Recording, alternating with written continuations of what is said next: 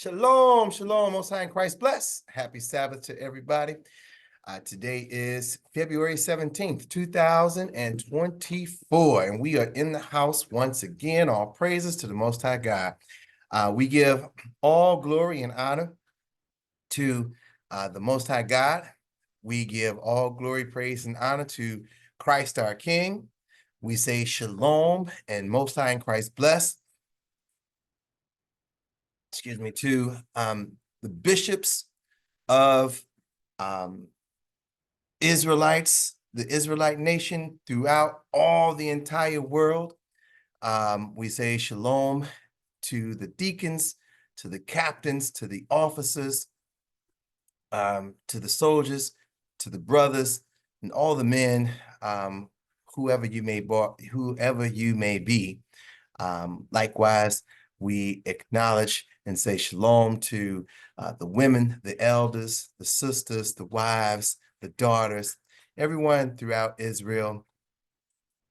We say shalom. We salute you, Most High in Christ bless. We are going to, as we begin, we're going to read the law. We do that for about 5 minutes.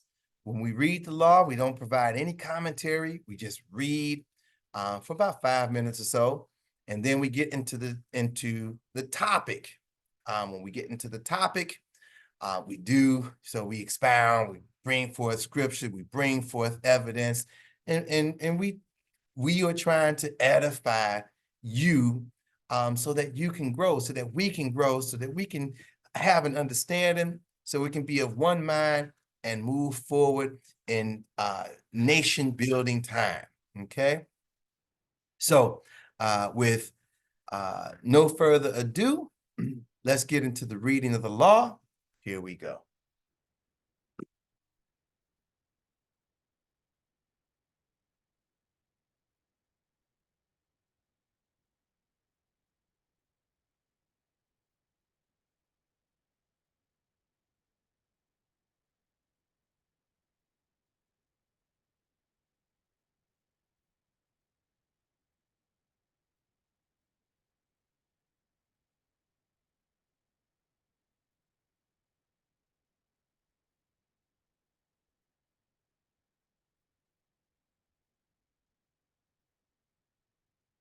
All right, here we go. The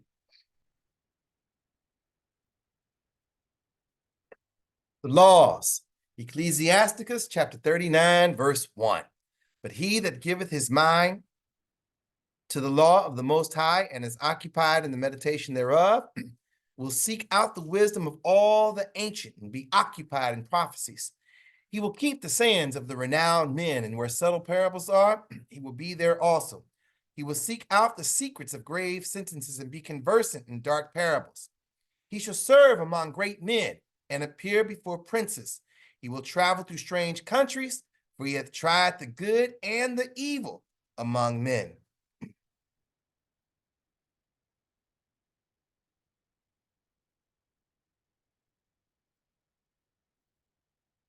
Not to be afraid of the false prophet. Deuteronomy 18:22.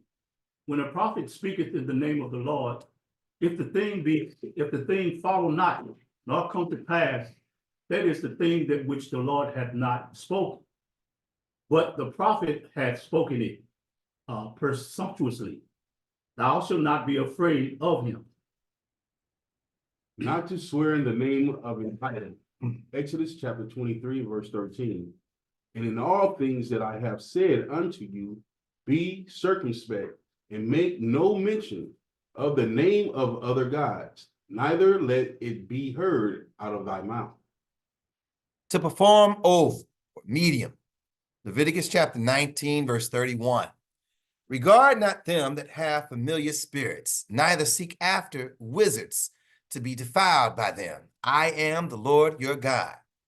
Not to perform Yidani. Yidoni. It's a magical seer. Leviticus 19:31. Regard not them that have familiar spirits, neither seek after wizards to be fulfilled by them. Defiled by them. I am the Lord your God. Not to pass your children through the fire of Molech. Leviticus 18 and 21.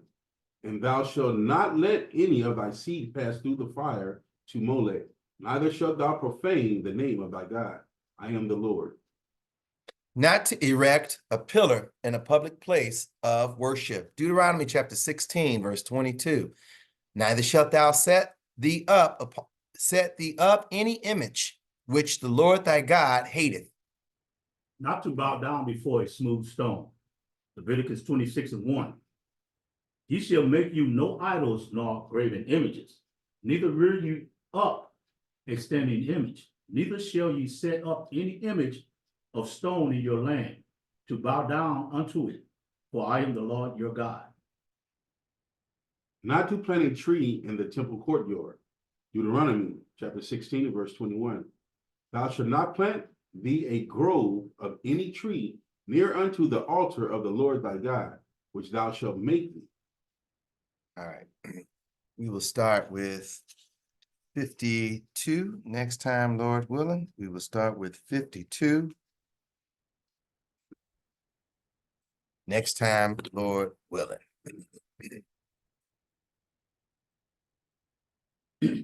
Okay, so be ready to take some good notes, a lot of notes. So you need your paper and pencil. Hopefully you're somewhere where you're sitting down to watch this and not on the road in your car watching this. You'll still be edified if you are driving about, but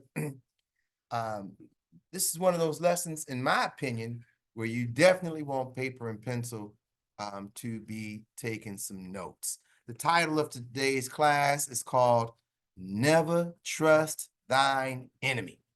Never trust thine enemy. Okay? And so I want to start off with this question. We want to identify who are the people, who are the players in the Bible.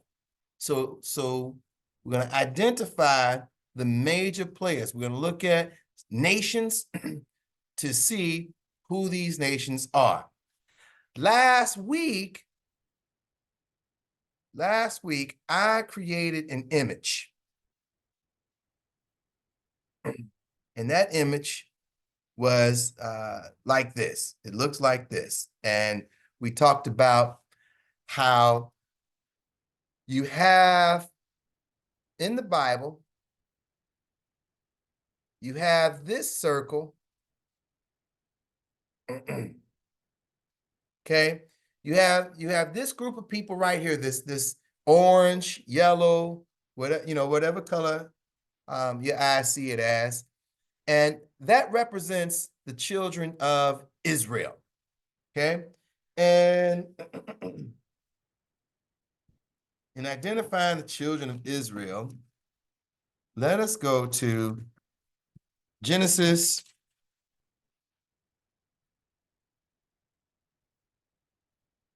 chapter 25. Genesis chapter 25.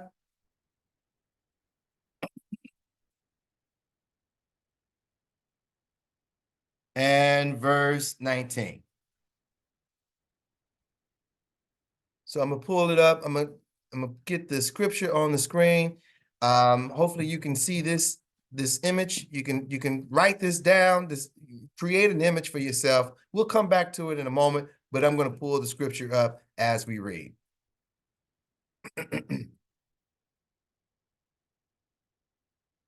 So we're going to Genesis chapter 25, and we're going to begin at verse 21.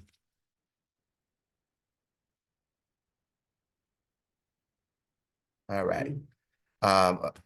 Or at verse 19, I apologize. Verse 19, we're beginning at verse 19. And these are the generations of Isaac, Abraham's son.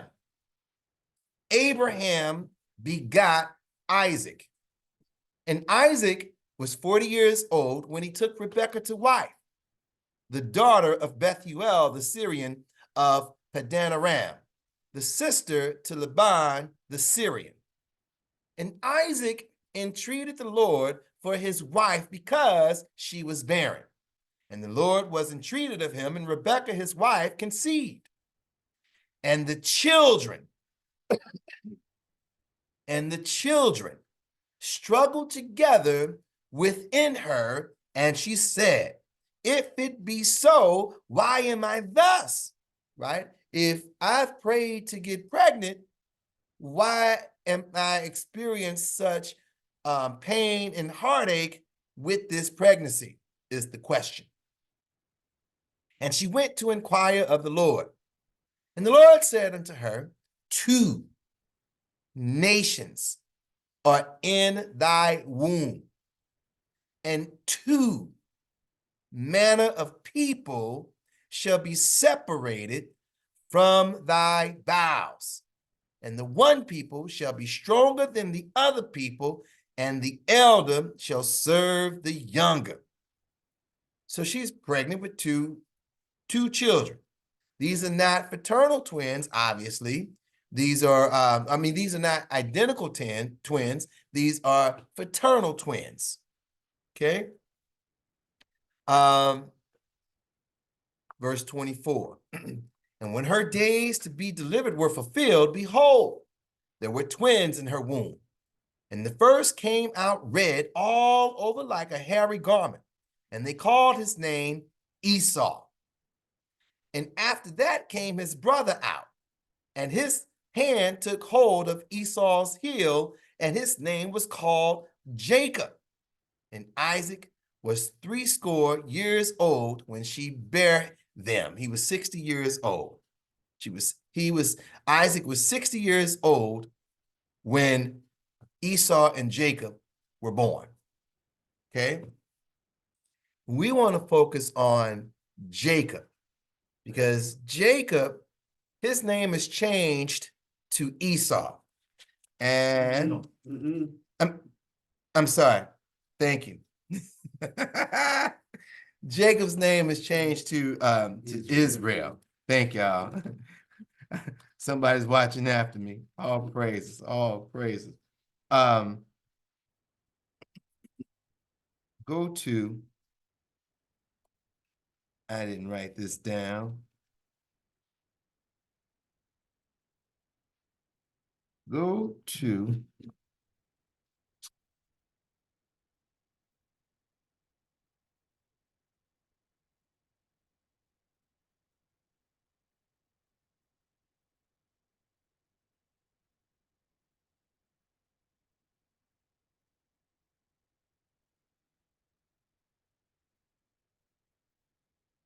we're going to go to Genesis chapter 35. And where is that?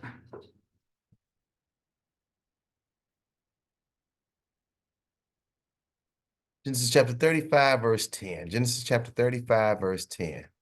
Forgive me, I didn't write it down.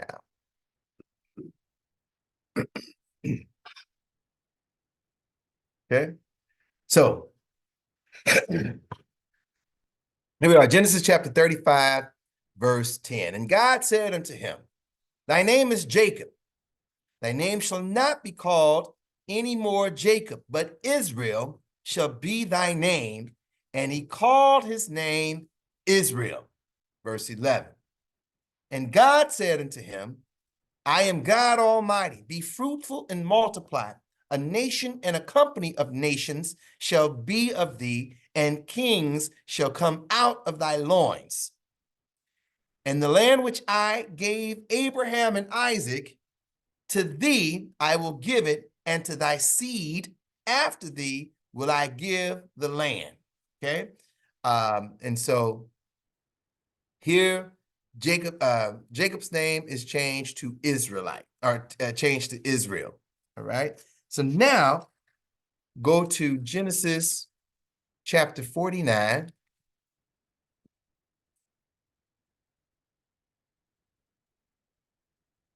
Genesis chapter 49. And here are the sons of Jacob, whose name was changed to Israel. These are the Israelites.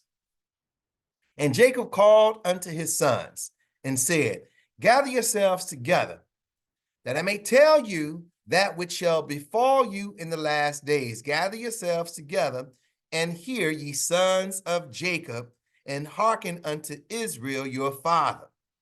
Reuben, thou art my firstborn, my might, and the beginning of my strength, the excellency of dignity, and the excellency of power. Okay? Unstable as water, thou shalt not excel, because thou wentest up to thy father's bed, then defilest thou it. He went up to my couch. Okay, so I didn't prepare to provide evidence, so just walk with me. Reuben, Seminole Indians. Seminole Indians, Florida Seminole Indians. Simeon and Levi, this is Genesis chapter 49, verse 5. Simeon and Levi are brethren.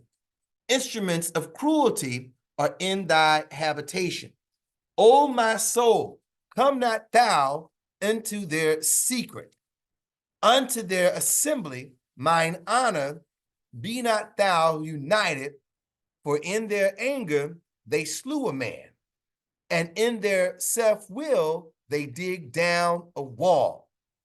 Okay, so Simeon and Levi, Simeon are the Dominicans of Dominican Republic.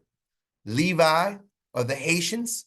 These two, they reside on the same island. Okay, Dominicans are on the east side of the island, and the Levites are or the Haitians are on the west side of the island. Verse 8, Judah, thou art he whom thy brethren shall praise.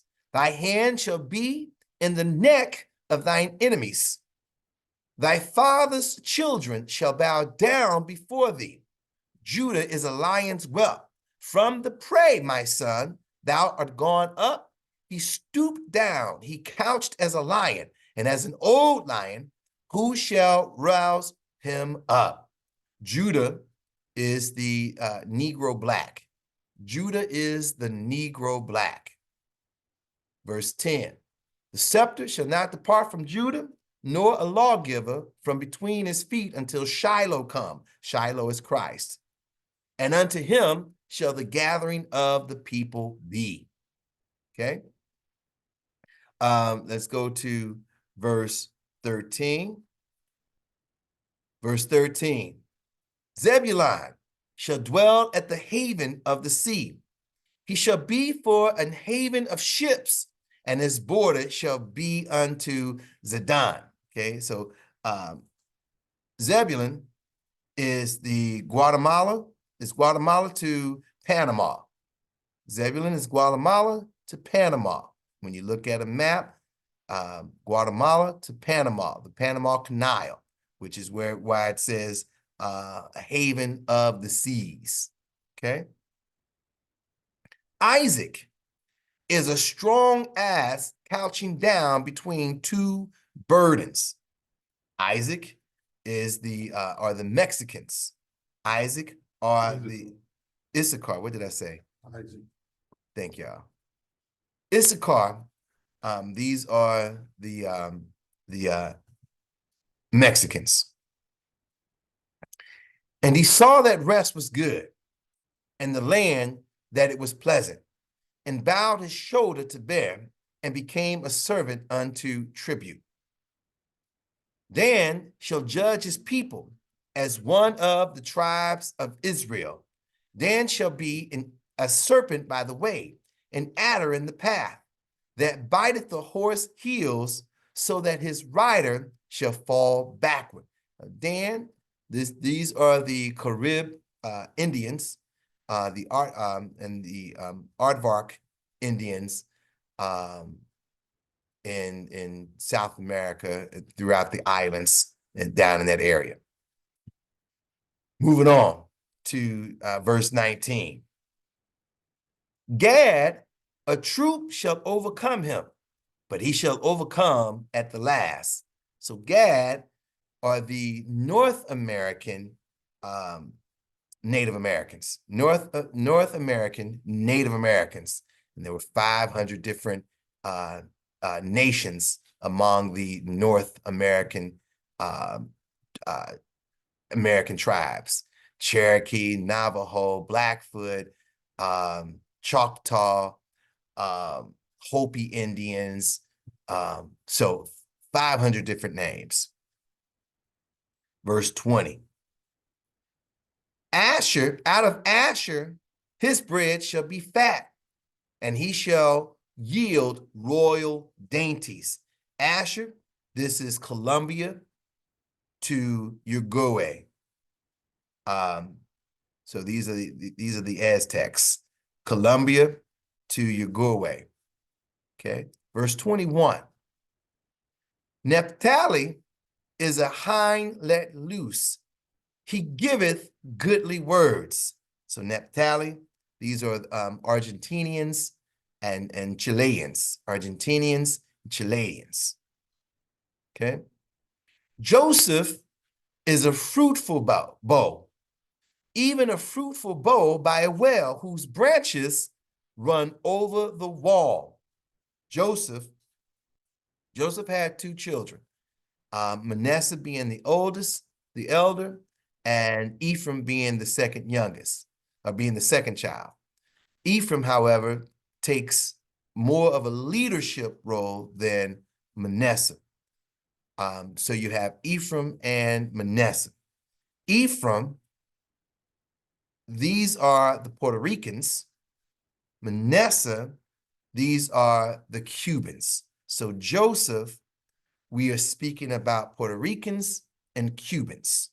Joseph, we are speaking about Puerto Ricans and Cubans. Okay. And then we're going to jump down to verse 27. Okay. Benjamin shall raven as a wolf. In the morning he shall devour the prey, and at night he shall divide the spoil. So Benjamin, these are the West Indian blacks. So your Jamaicans, Trinidadians,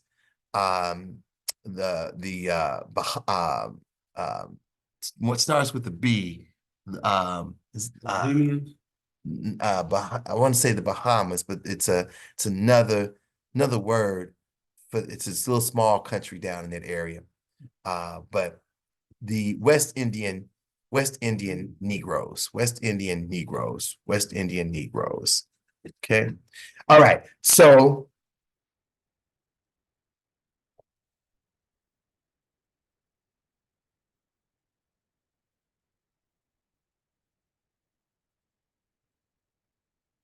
we just read passages showing where the name Israelite comes from, that it comes from Jacob. Jacob is the son of Isaac. Jacob is the grandson of Abraham. Jacob has 12 boys, and collectively they become the Israelites. Collectively, they become the Israelites. Okay. Then we get this concept called Gentile. All right. So let's define Gentile. Okay. And to define Gentile, let's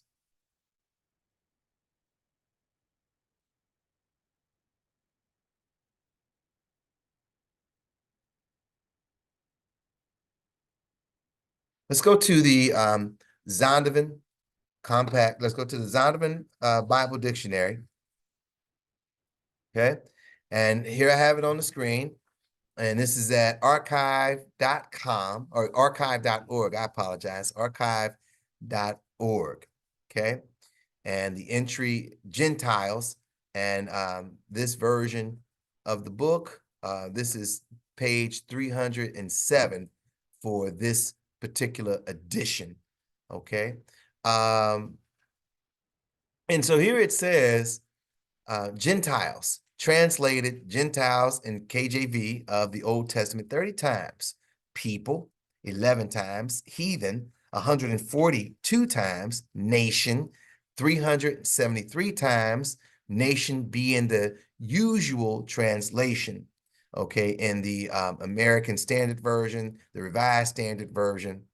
Sometimes goy refers to Israel, such as in Genesis 12, chapter 12, verse 2, Deuteronomy chapter 32, verse 28, and etc.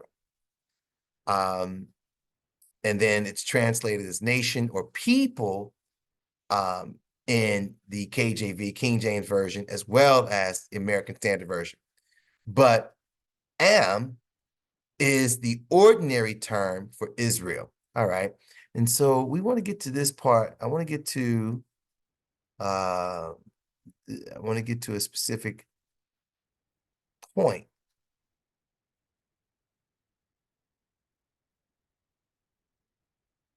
Where is it at?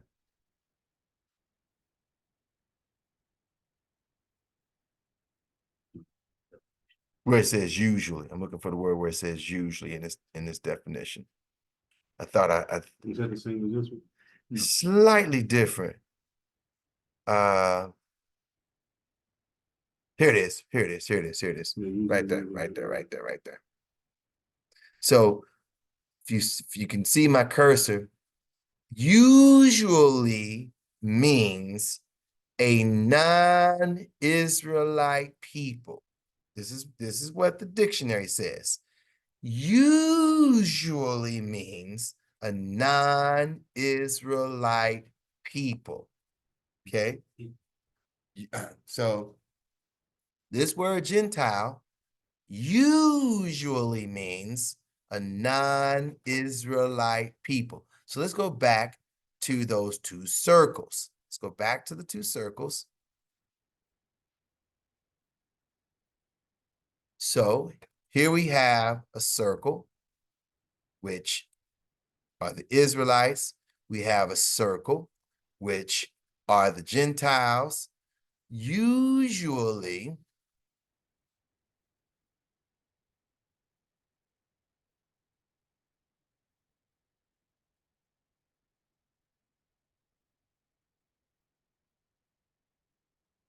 means a non-Israelite people. So as last week, this portion, so this entire circle, shall we say, yes, biologically, these are Israelites. Biologically, this entire circle, these are Israelites. Biologically, these are Gentiles. Now, where this overlap happens, where we have this inner circle, the Israelites that are inside here, these are Israelites who have taken on the customs of the Gentile. Therefore, they are called Gentile. We'll come back to this later on. We'll come back to this later on, but I just wanted to show, given that that dictionary definition, it says usually. And so what they're telling us in saying usually, you see all of this large blue section, usually means a non-Israelite people. That's what they're talking about. This large blue section is the usual definition of Gentile. Usual, sometimes these Israelites that have fallen into this inner circle, they are being labeled as Gentile. Okay? And hopefully that will become clearer as we continue. Now, let's go to First Esdras, chapter 8, and verse 69. First Esdras, chapter 8, verse 69.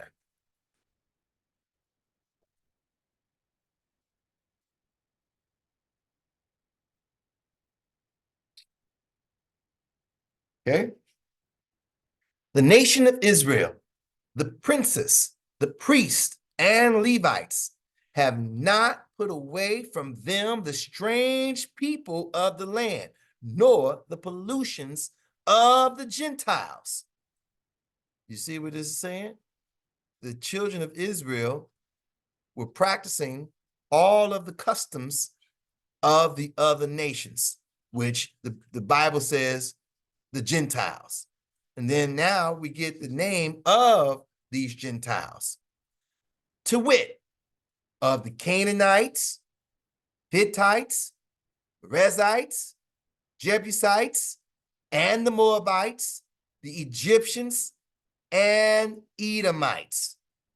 The Canaanites, Hittites, Perizzites, Jebusites, the Moabites, the Egyptians, and the Edomites. This is 1 Ezra chapter 8, verse 69. Okay. Is that the only passage we get dealing with this concept, Gentile? It's not. Let's go to Jeremiah chapter 46. Jeremiah chapter 46 and verse 1. Jeremiah chapter 46, verse 1. The word of the Lord, which came to Jeremiah the prophet against the Gentiles, against Egypt, against the army of Pharaoh Necho, king of Egypt, which was by the river Euphrates in Carchemish, which Nebuchadnezzar, king of Babylon, smote in the 4th year of Jehoiakim, the son of Josiah, king of Judah. Okay, so Egypt, which we saw that in Esdras, Egypt. Let's go to Jeremiah chapter 47, verse 1. Because starting at Jeremiah chapter 46, we go all the way through chapter 50 with the Gentiles. Okay. Jeremiah chapter 47, verse 1. The word of the Lord that came to Jeremiah the prophet against the Philistines before that Pharaoh smote Gaza. The Philistines. Okay, so that now we have another name added to our collection of names, our collection of nations that are defined as Gentiles according to the biblical text. Okay, let's go to Jeremiah chapter 48, verse 1. Jeremiah chapter 48, verse 1.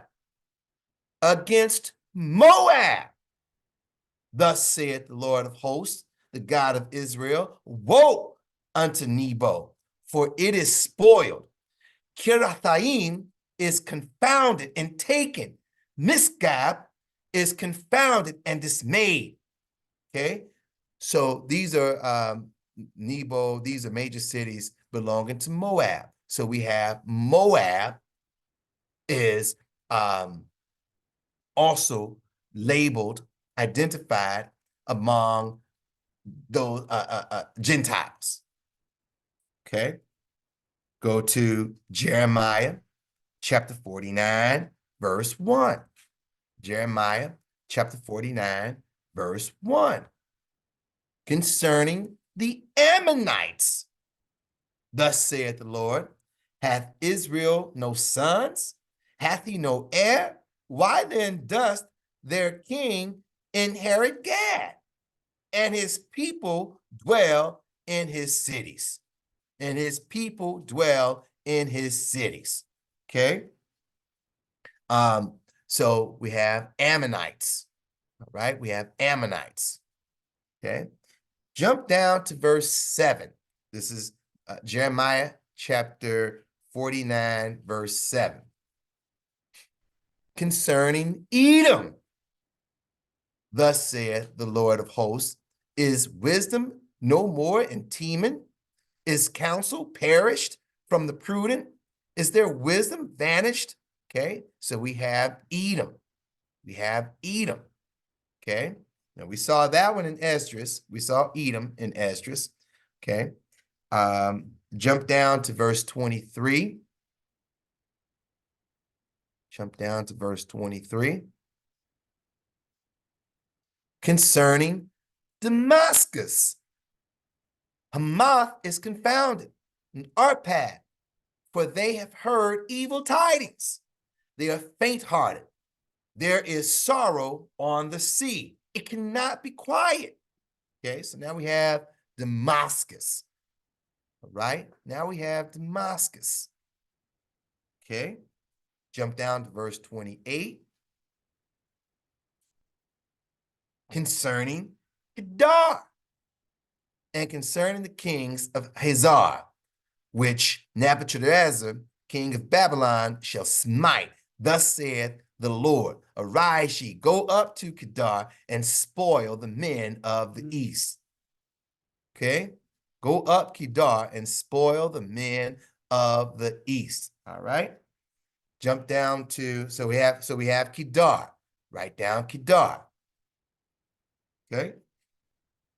Let's drop down to verse 34. The word of the Lord that came to Jeremiah the prophet against Elam,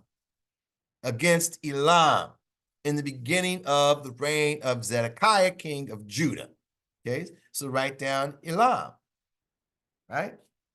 And let us go to Jeremiah chapter 50, verse 1. Jeremiah chapter 50, verse 1. The word that the Lord spake against Babylon and against the land of the Chaldeans by Jeremiah the prophet.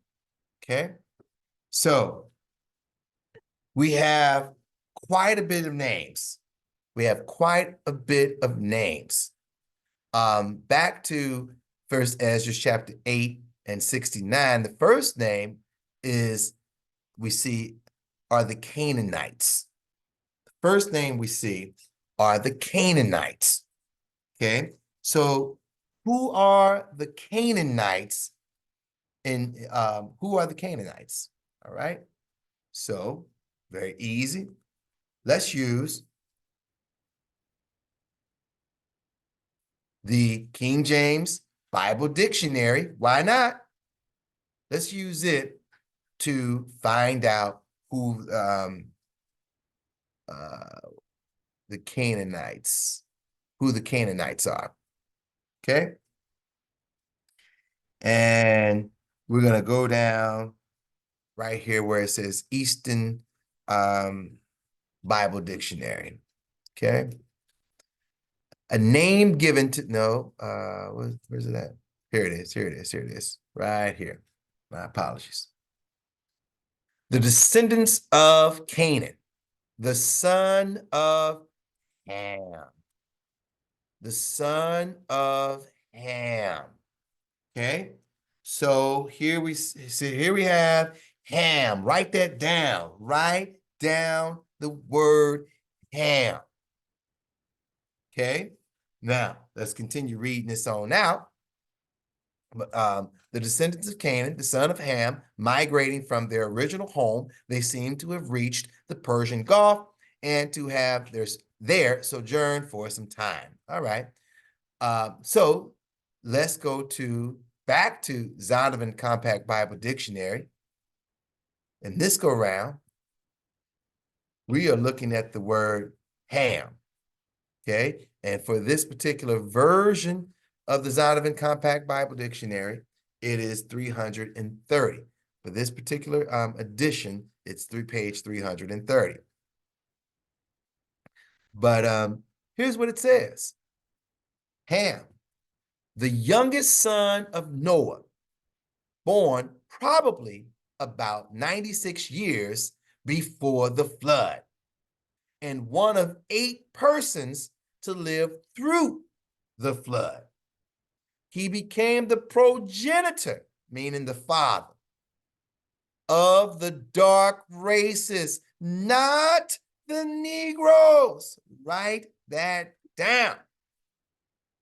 Ham became the father of the dark races, but not the Negroes, but the Egyptians, Ethiopians, Libyans, and Canaanites. Okay. All right. So write down Negroes, because then, well, if the Negroes don't come from Ham, you have Noah is the father of Shem, Japheth, and Ham. So those three boys have populated the entire earth as we know it today. Everybody on the earth right now today, according to the biblical text, come from one of those three men. All right, but the Negroes do not come from Ham, which means that the Negroes come from either Shem or Japheth. All right, so let's go here. We're going to etymology. Well, the actual website is etymonline.com, etymonline.com, but this is the online etymology dictionary. This is the online etymology dictionary. Okay. Negro, a noun. As of the 1550s, member of a black-skinned race of Africa. Member of a black-skinned race of Africa. From Spanish or Portuguese, negro, black. From Latin, nigrum. Normative, nigger. Black, dark, sable, dusty. Applied to the night sky, a storm, the complexion. Figuratively, gloomy, unlucky, bad, wicked. According to the Van, a word of unknown etymology, according to Watkins, perhaps from the word night. The Latin word also was applied to the black peoples of Africa, but the usual terms were Ethiops and Afar. So this is talking about the Ethiopians.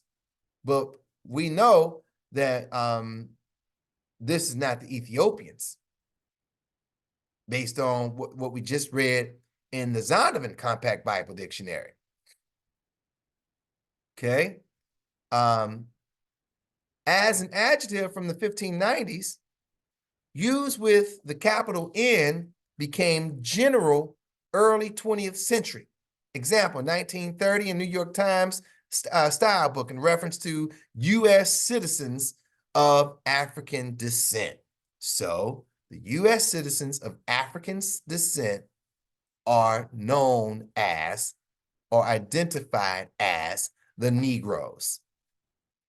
Those that went through the transatlantic slave trade are Negroes. The descendants of those of the transatlantic slave trade are the Negroes.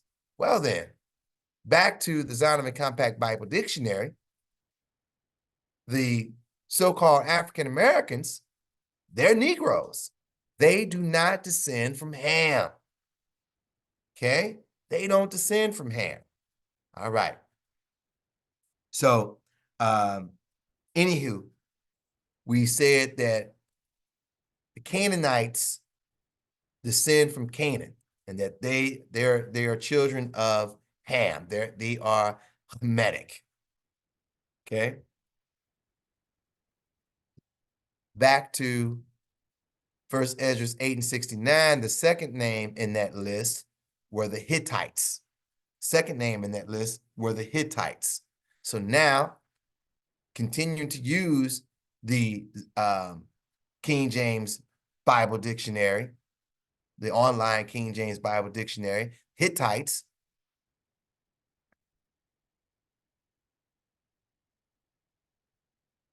Okay. Hittites, a tribe of the Canaanites. So what are they? Hamitic. They come from Ham. They come from Ham. Okay. And okay. Then 1 Esdras 8:69 because this is the Greek spelling, Perizzites, go to Deuteronomy chapter 7 so that we can get the usual spelling. Okay. And here is the usual spelling, Deuteronomy chapter 7, verse 1. It's Perizzites, Perizzites. Okay? Perizzites. And so, again, here we find the Perizzites in the King James Bible Dictionary. Go ahead.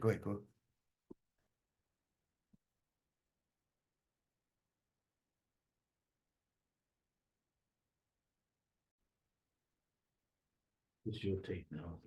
All right, so let's get back to this.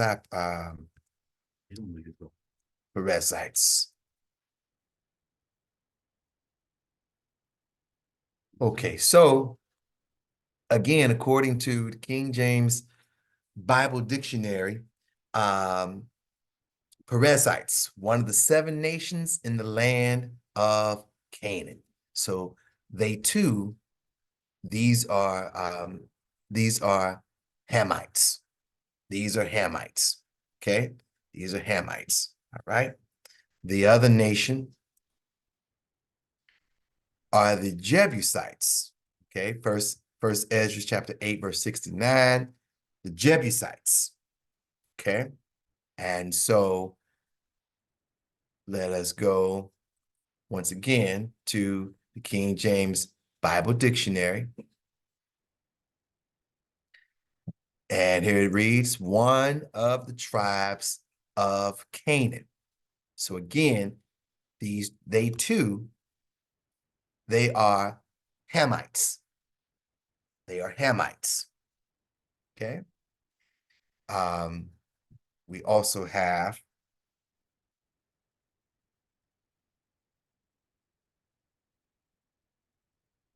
Moabites.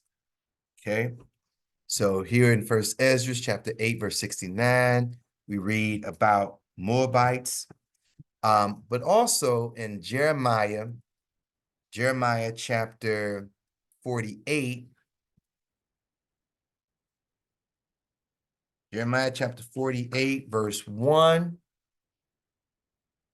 we read about Moabites. And in Jeremiah chapter 49, verse 1, we read about Ammonites. Well, Brother Michael, why are you showing us Moabites and Ammonites? Well, hold your horses. Okay, so let's first go to our dictionary, King James Bible Dictionary on Moabites. All right. And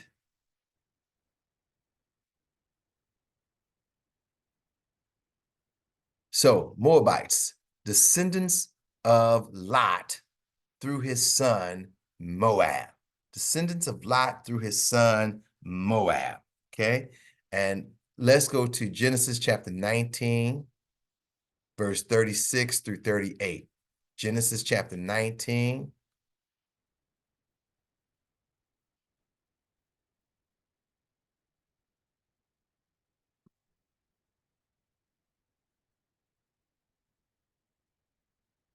Verse 36 through 38.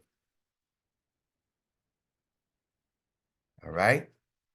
Thus were both the daughters of Lot with child by their father. Thus were both the daughters of Lot with their child by their father. The firstborn bare a son and called his name Moab. The same is the father of the Moabites unto this day. And the younger she also bare a son and called his name Ben-Ami. The same is the father of the children of Ammon unto this day. Okay, so Lot has two daughters. Lot has two daughters. He has children with both of his daughters. And his firstborn son by his daughter, by the eldest daughter, is Moab. His second son by his youngest daughter is Ammon. Moabites, Ammonites. Okay? Now, who are these individuals? Okay, that's what we need to find out.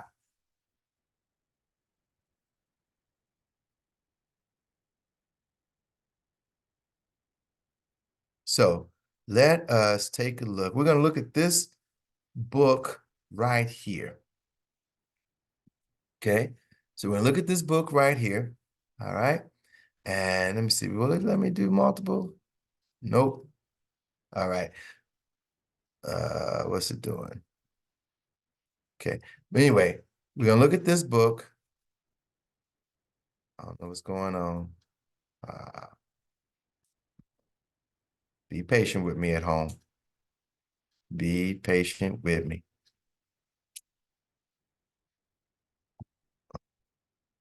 Ah.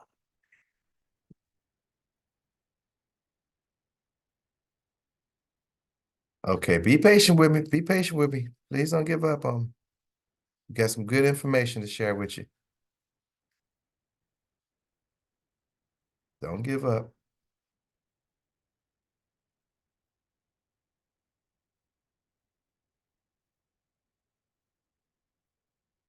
Somebody got something to say well, apparently I lost what I had prepared so I can quickly get to it. Anybody got something to say while I try to open these files back up?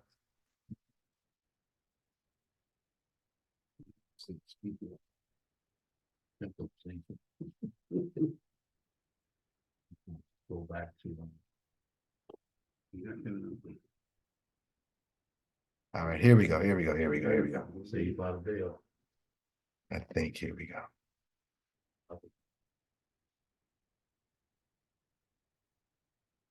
All right.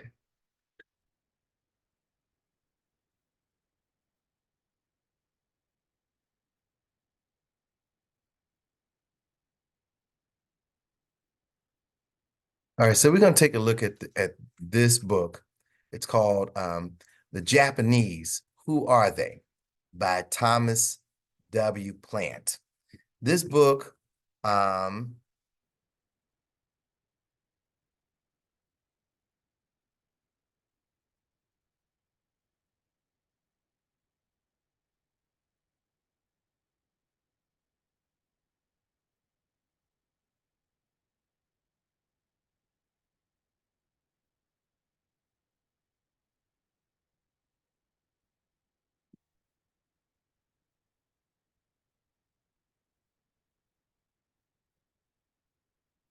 okay.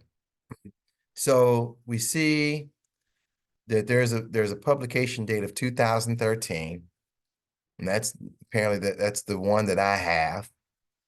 But there's an older, so this book is actually older than that. It's older than that. I'm trying to.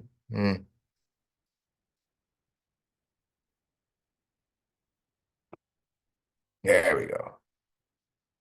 There we go. There we go. There we go. Okay.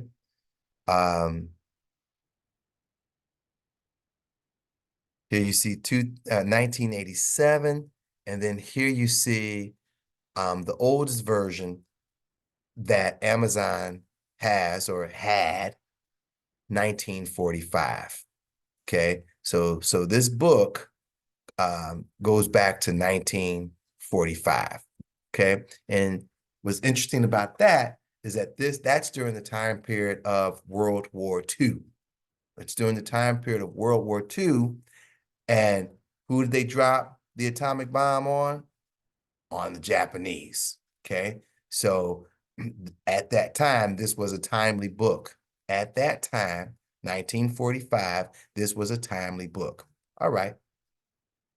So then let's go into the book.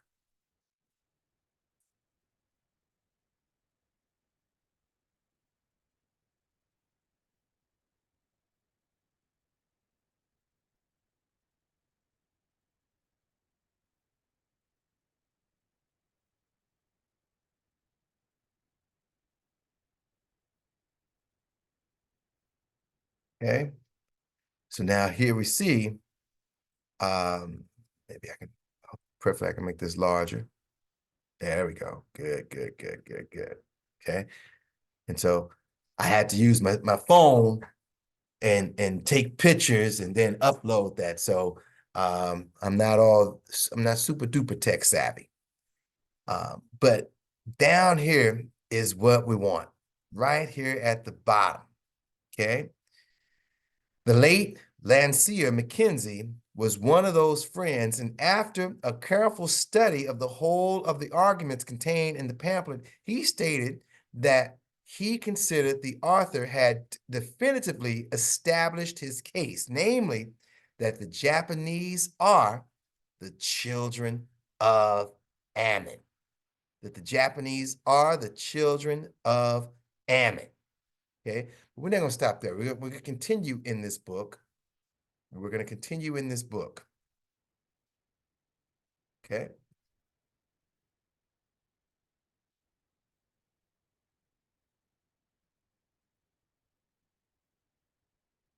So on the next page in this book,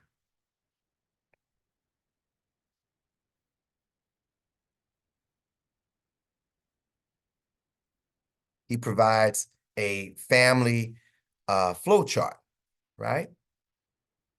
And so he says, okay, so you have Noah, Japheth, Shem, and Ham. Shem being the Shemitic race, okay? From Shem, you get Elam, Ashur, Arphax, Lud, and Aram. From Arphax, you get Eber, which is where we get the Hebrew, meaning Eber, Hebrew, okay?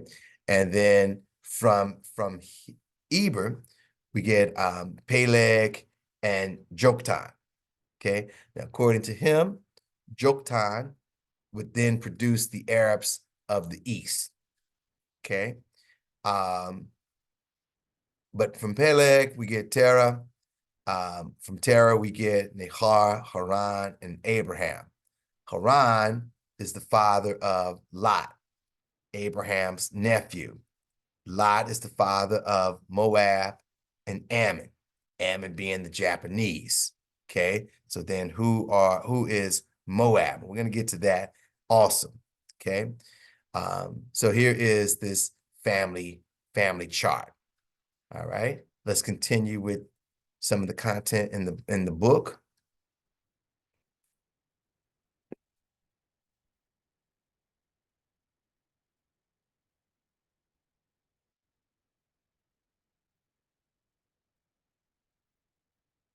Okay, so he says,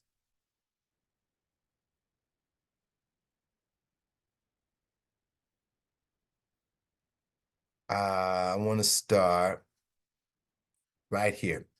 We return to this amazingly interesting pamphlet and quote this further paragraph. Let me try to enlarge it a little more.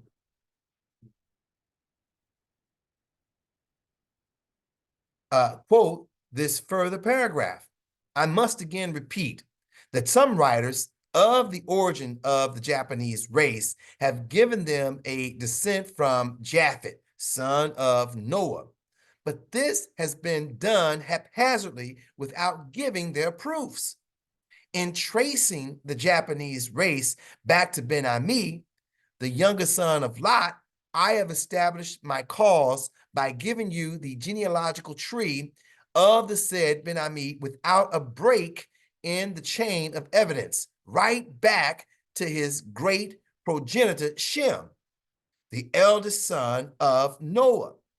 This pedigree, strange to say, being also that of Isaac, the son of Abraham, who was the uncle of Lot.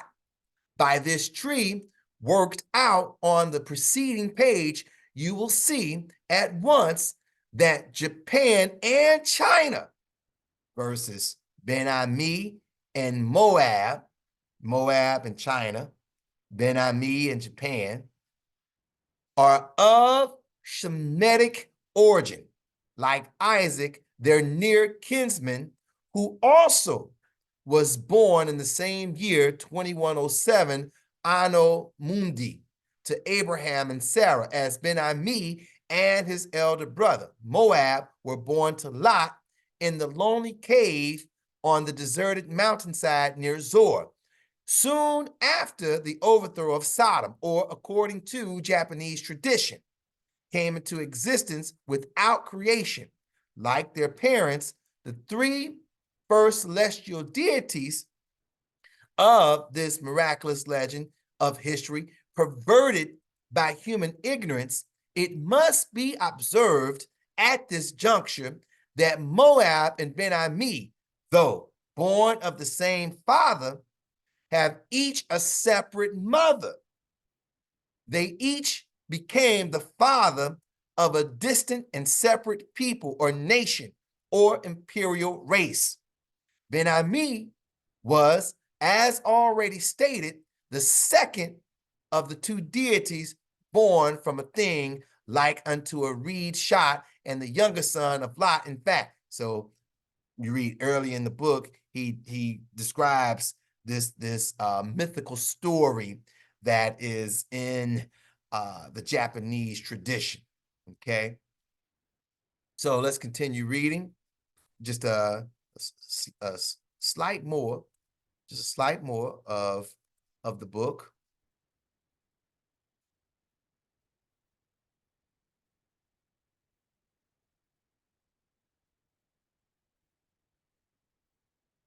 Okay. That was all that I had. Just so just that much in the book. So according to this book, okay, the Japanese, they are the Ammonites that the Bible speak of, and the Chinese are the Moabites that the Bible speaks of. Okay. All right. So moving on.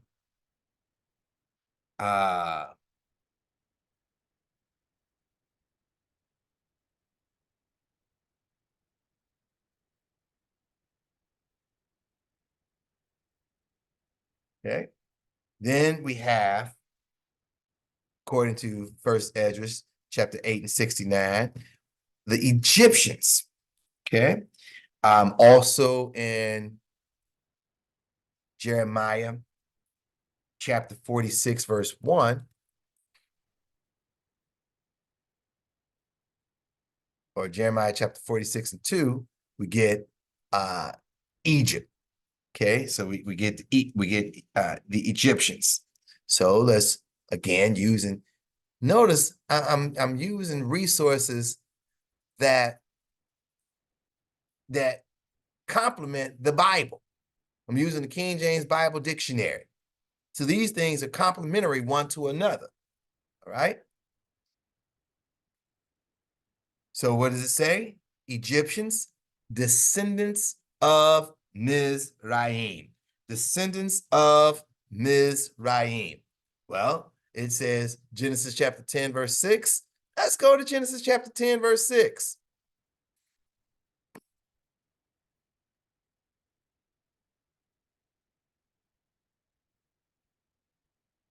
Okay.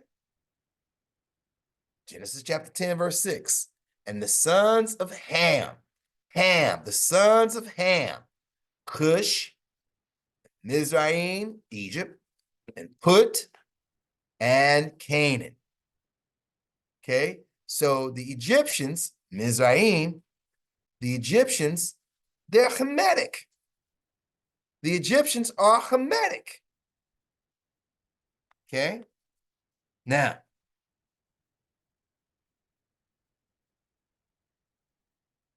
let's go to Jeremiah 47, verse 1. Okay. And we're after the Philistines. We're after the Philistines. Okay. So who are the Philistines? Right. So here we are, Bible Dictionary.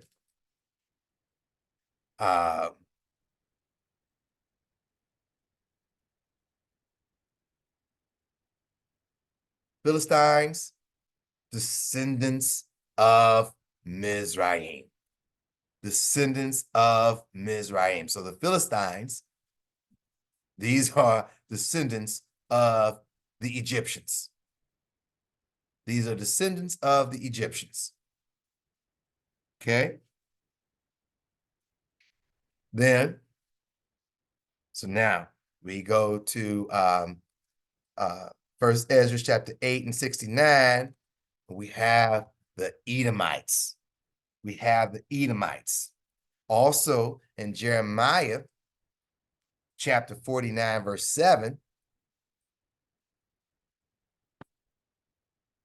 Jeremiah chapter 49, verse 7, concerning Edom. Concerning Edom. Right? Edomites. All right. For this, we're going to come to this book right here.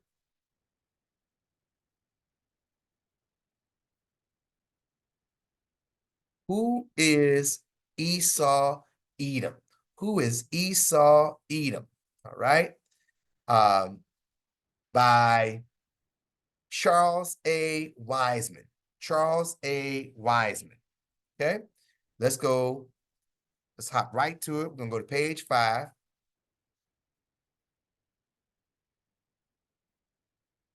And here's what he says. The highlight is the point. I'm going to start here. Life and history of Esau. Esau was the firstborn of Isaac and thus was heir to the birthright derived from the direct racial lineage of Adam to Noah to Abraham. Thus, Esau was racially an Adamite, a Semite, and a Hebrew, the racial stock of the white race. This is what he says, that Esau is the racial stock of the white race. Okay, let's continue on. Let's go to page 7 in this book. Okay.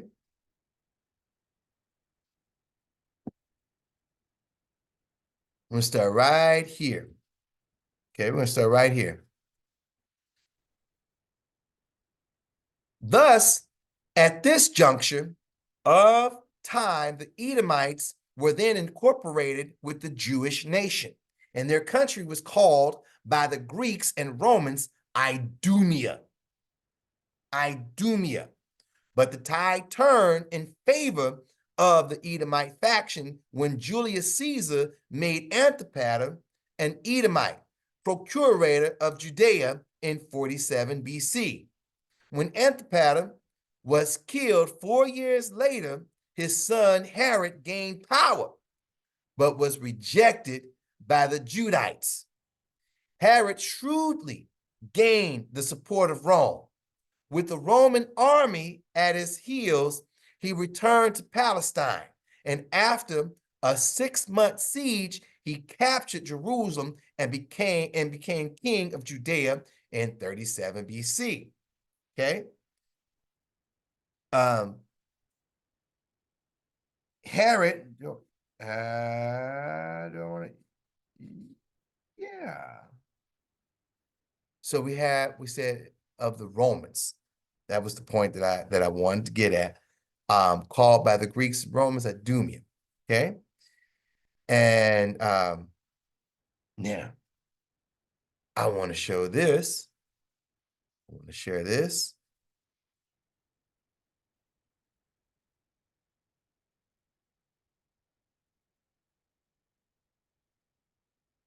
Okay, so we're going to go to this baby book.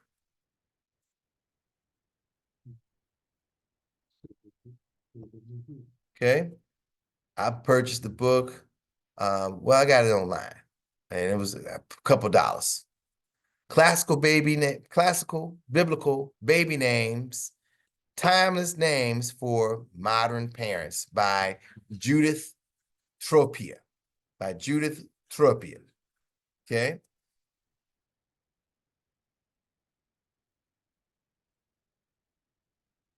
Let's go into the book.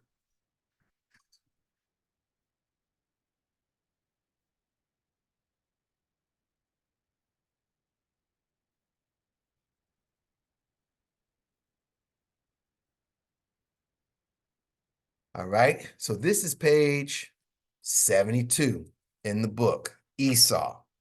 Okay, and down here at the bottom of the book, it says, of interest. According to the commentaries on Hebrew scripture, Esau is considered a significant character in world history and the forefather of the Roman Empire. The forefather of the Roman Empire. Okay. Well, let's continue. So,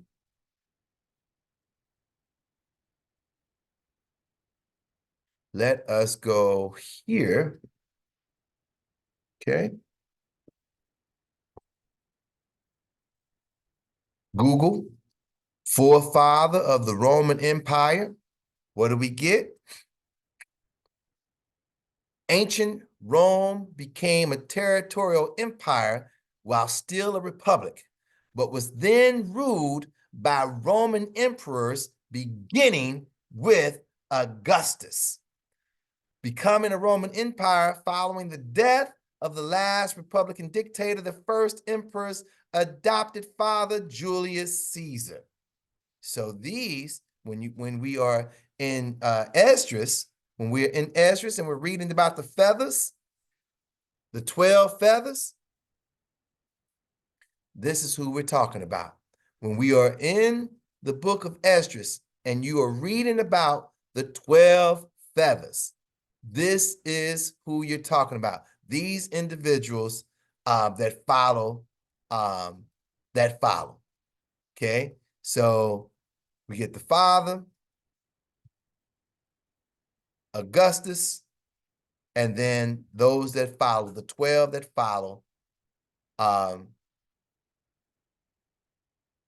12 men that follow represent the 12 feathers that and Esdras he is concluding the prophecy of Daniel.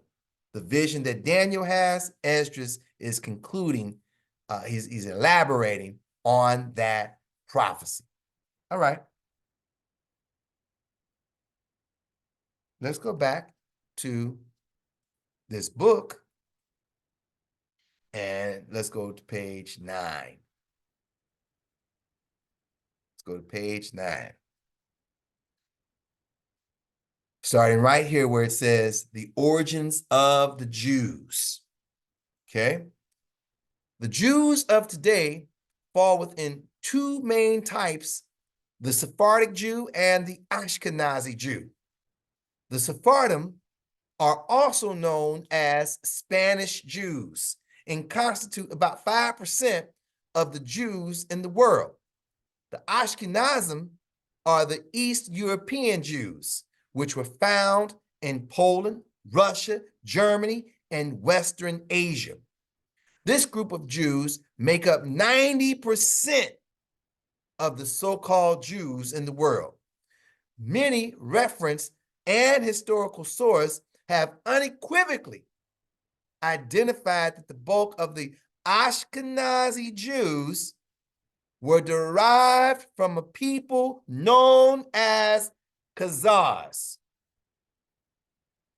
The original Jewish Encyclopedia of 1905 revealed that the main stock of the Jews came from this Asiatic people known as Khazars. Khazars, a people of Turkish, that's Caucasian, Turkish origin, whose life and history are interwoven with the very beginnings of the history of the Jews of Russia. Historical evidence points to the region of the Urals as the home of the Khazars, okay? And he cites his work. He cites where he's getting his information from. So he didn't just pull it out of a hat. Okay? And so here we see, right here, the Khazars, this area right here. Here is the, this is the Black Sea, I believe. If I'm not mistaken, that's the Black Sea. Okay? So here, this is the Georgia Mountains, the Caucasus Mountains, right in this region. Right? And this is also right around Ukraine, is right in here. Carrying on. The Khazars were a nomadic people who had no traces of Hebraic culture. They had been following a pagan and sex-oriented religion until they had officially embraced Judaism in 7040 AD. In 7040 AD, while rejecting Christianity and Mohammedanism. And these two are fighting each other. Because you have the Christianity right here, you have both the Byzantine Empire as well as the Roman Empire at odds with the Sassanid Empire, which is the Persians, which are the Persians. And out of nowhere comes Muhammad, comes Islam, fighting both of them. The Jewish author and historian Arthur Koester also concludes that the majority of East European Jews, and hence the world Jewry, is of Khazar and not of Semitic origin. In the beginning of his book, he states, the large majority of surviving Jews in the world is of Eastern European and thus perhaps mainly of Khazar origin. If so, this would mean that their ancestry came not from the Jordan, but from the Volga, not from Canaan, but from the Caucasus, and that genetically they are more closely related to the Hun, Ugar, Magyar tribes than to the seed of Abraham, Isaac, and Jacob. Koestler then devotes the remainder of his 250-page book to prove his premise. For instance, a record of a letter by a Khazar king shows that he traced his people to Noah's son, Japheth, not Shem, and to Japheth's grandson, Togarmah, the ancestor of all Turkish tribes. He's saying, get that from the book, page 72. Okay, then continuing, the Khazar government was destroyed by the Slavs in Russia in 1016 AD. Around 12 AD, the land was invaded by the hordes of Genghis Khan. These two events caused large numbers of Khazars to migrate to Poland and Western Russia, forming the cradle of Western Jewry. Okay, there is an abundance of ancient place names in Ukraine and Poland, which derive from Khazar or Zaid, Jew. But these are not the true Jewish people. These are not the true Judeans. Okay? He goes on. As the Khazars left their homeland of Khazaria and migrated north and west, they lost their name and became known as Jews. Their Yiddish language and alphabet is not of the Israelites. It is not of the Israelites, but an amalgamation of Aramaic, medieval German, Slavic, and Russian dialects. The best historical evidence, therefore, shows that the Jews are not descendants directly from the Israelites of the Bible, but derive much of their ancestry from the Khazars and other people of Turkish Asiatic blood. The Khazars are also of Edomite stock, and both stocks make up the present-day Jews. As the historian H.G. Wells states, the Idumeans, Edomites, were made Jews. Turkish people were mainly Jews in South Russia. The main part of Jewry never was in Judea and had never come out of Judea. According to the Jewish Encyclopedia, the original stock of the Khazars came from the land of Edom. Okay, and so I encourage you, get this book right here. Okay, and so this is where this is pulled from. Okay, and you can find this book. You can find this book utilizing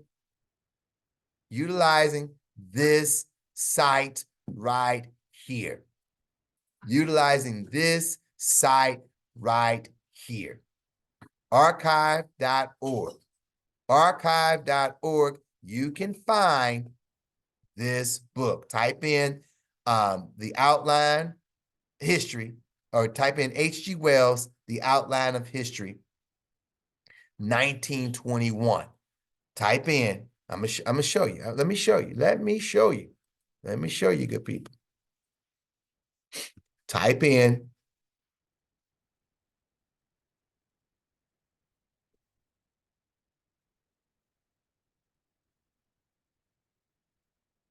H.G. Wells, Outline of History, 1921.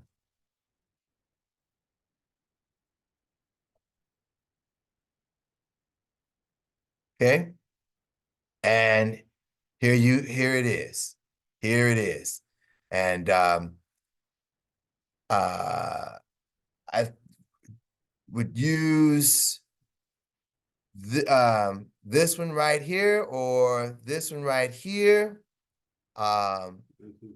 1921. Okay, and then you can read to your heart's content. Read to your heart's content. Okay, but this guy who wrote this book that we're looking at, Charles A. Wiseman. Here he is. This is Charles A. Wiseman. The SPLC did a ditty on him, a write-up on him. Longtime Christian identity publisher Charles A. Wiseman dead. They was glad to see him go.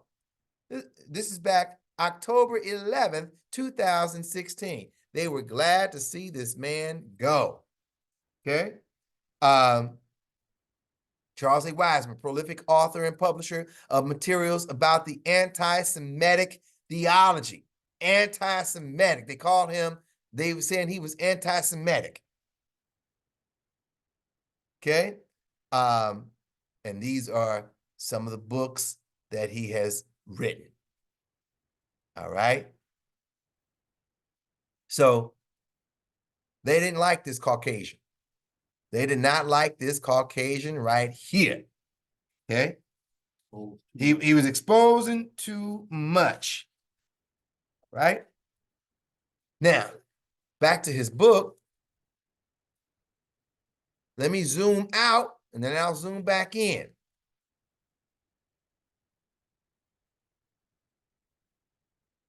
Okay.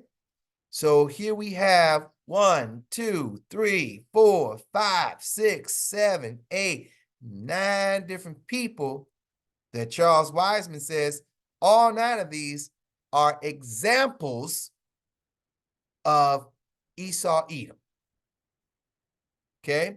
And who are these individuals? The first one is Jacob H. Schiff. Jacob H. Schiff. Let's go to Jacob H. Schiff. Here's Jacob H. Schiff.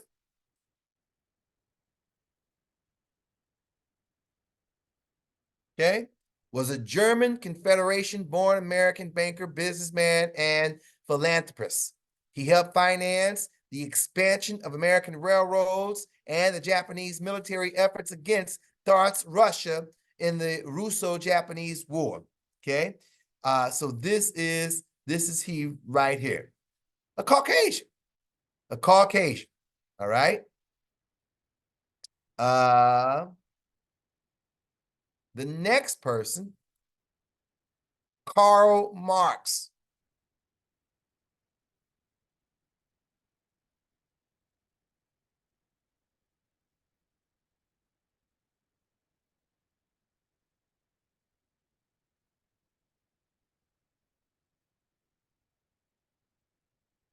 Here is Karl Marx. Okay, another Caucasian. Karl Marx was a German-born philosopher, economist, political theorist, historian, sociologist, journalist, and revolutionary sociologist. Okay. So this is where we hear a lot of Americans say, you commie, you commie, you commie, because of his writings, the Communist Manifesto. Okay. The next person, Sigmund Freud. Sigmund Freud.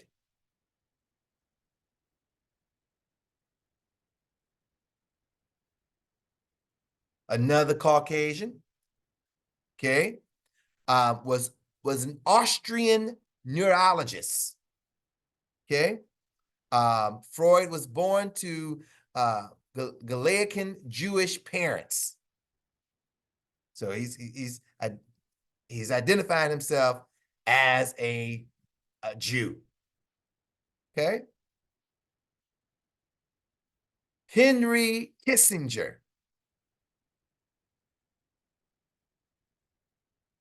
Henry Kissinger. He too, Caucasian man, all right, was an American diplomat, political scientist, geopolitical counselor, all right. Born in Germany, Kissinger came to the United States in 1938 as a Jewish refugee, fleeing Nazi persecution, all right. Rabbi Chaim Azulai.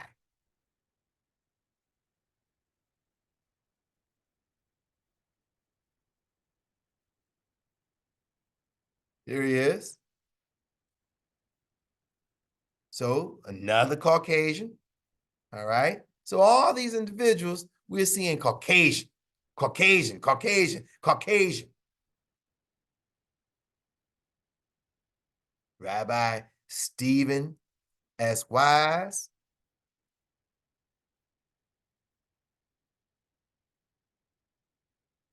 the Caucasian, okay? Austrian-Hungarian Empire.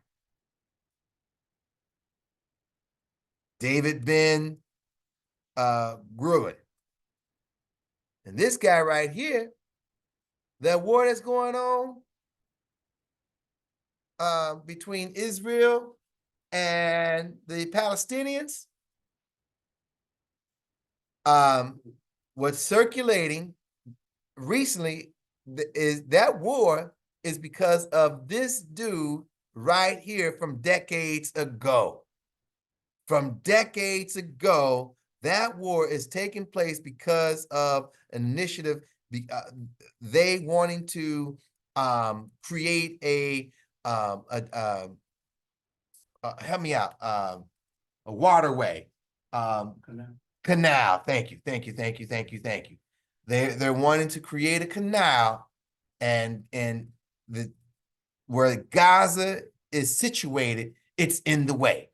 So they need to get them out of the way so they can build a canal through it. Okay.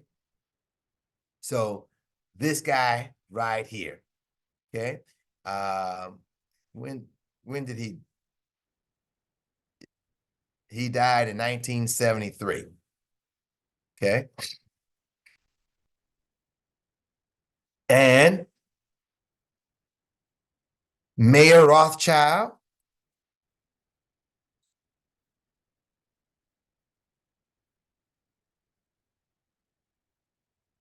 okay, so he too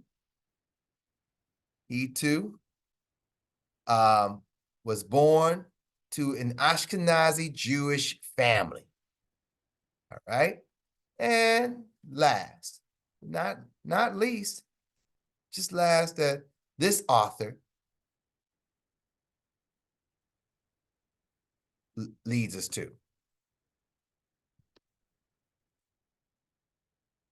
Henry Morgenthau Jr. was a United States Secretary of Treasury during the most of the administration of Franklin D. Roosevelt. All right. Okay, so all these individuals, he says, all of those individuals, they represent Edom, Esau. That's what he says. All right. Now, write down or go to Jeremiah 49, verse 23.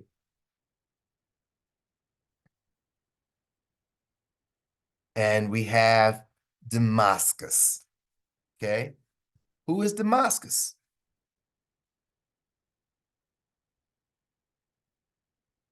All right. So for Damascus, we come to Assyrians. We come to the Assyrians. All right. That's who represents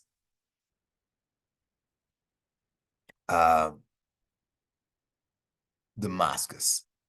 And these are individuals that come from, they're also called Assur or Ashur. All right. An empire founded by Nimrod. An empire founded by Nimrod. Okay. Which Nimrod was one of the children of Ham. Nimrod was one of the children of Ham. Okay.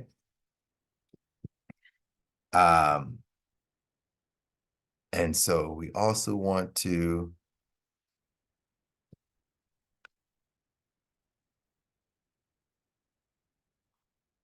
that's what I wanted right there. Syria. This is what I wanted. So here we are back on Etymon Online, or the online etymology dictionary. Syria, Old English, meaning the Roman and Byzantine province, including Palestine. also used loosely for the land between Egypt and Asia Minor. Okay. The name given originally to the Assyrians. Herodotus, and this is where so this was Herodotus, the historian Herodotus, in his 7th volume, page 63. A shortened form of Assyrio or Assyrians, all right? And Assyria was, again, so we see Ashur, all right? Okay.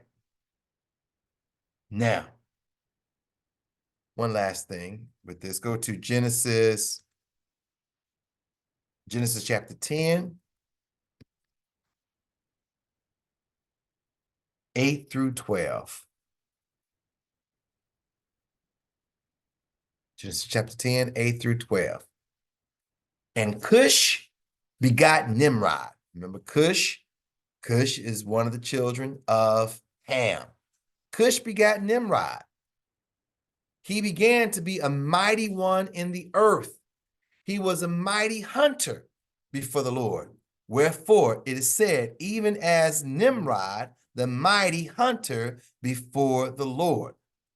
And the beginning of his kingdom was Babel, and Erech, and Akkad, and Calneh, in the land of Shinar.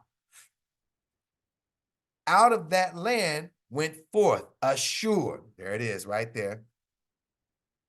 There it is. Syria, Damascus. And built Nineveh and the city Rehoboth and Calah. And risen between Nineveh and Calah, the same is a great city. Okay, so here are the Assyrians right here, Ashur. Okay, so grandson of Cush. Nimrod is the grandson of Ham. Ashur is the great grandson of Ham, coming through the line of Cush. Okay. So now we go to Jeremiah 49 and 28.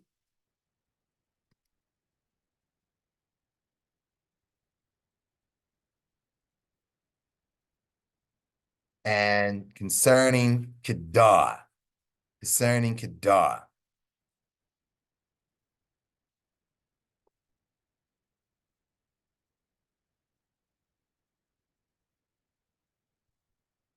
Okay. Kedar, dark skin, the second son of Ishmael. Dark skin, the second son of Ishmael. Okay. It is the name of the nomadic tribes of Arabs. It is the name for the nomadic tribes of Arabs, the Bedouins generally, who dwelt in northwest of Arabia. They lived in black hair tents. Okay, so these are Arabs. Kedar, they are Arabians. They're Ishmaelites. Okay, son of Ishmael. All right. And then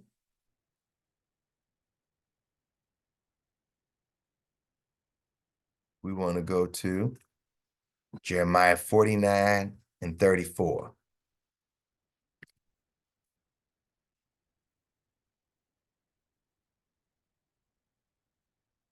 Okay, and we have Elam.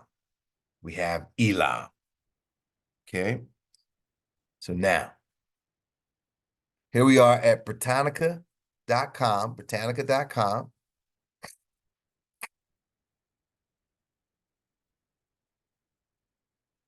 Okay. Awan, ancient city and region in the land of Elam, prominently throughout early Mesopotamian history and especially in the second half of the 3rd millennium. although it was probably situated near Susa in southwestern Iran. Okay, southwestern Iran. So this is right there with the Assyrians, right there with the Assyrians, a coalition of the 4 rulers of southwestern Persia. Okay, so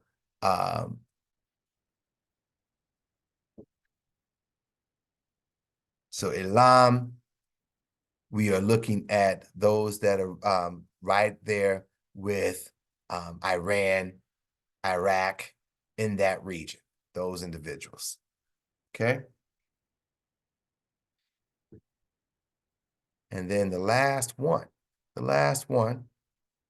in this initial list,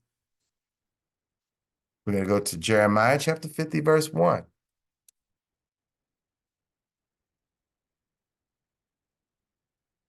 Babylon. Okay. Now, now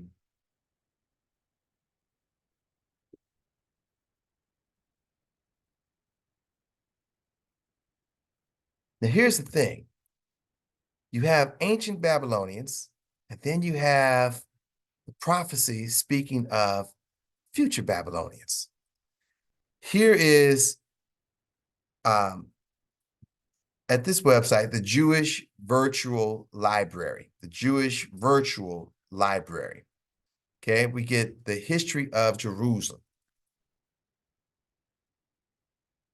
Okay, and we get these dates. Now, right here, we get the Assyrian captivity, then we get the Babylonian captivity. Okay, Jeremiah is said to have died about 580 BC. He died 580 BC. So some might be trying to argue, well, Babylon, wherein Jeremiah is talking about the Babylonian Empire, that is prophecy that has already happened. That's prophecy that has already happened. Okay, and then right after the Babylonian Empire comes the Persian Empire, the Persian Mede Empire, then the Greek Empire, onto the Roman Empire, right? So Persians, Hellenistic, which is part of the Greek, Hashmonean, kind of part of the Greek, and then Herodian. Now we are moving into the Roman time period, Okay, well, Daniel is a contemporary of Jeremiah. Daniel is a contemporary. So here's Jeremiah. Here's his time period that he walked the earth. He's prophesying. And we see 625 up through 605-ish. Okay.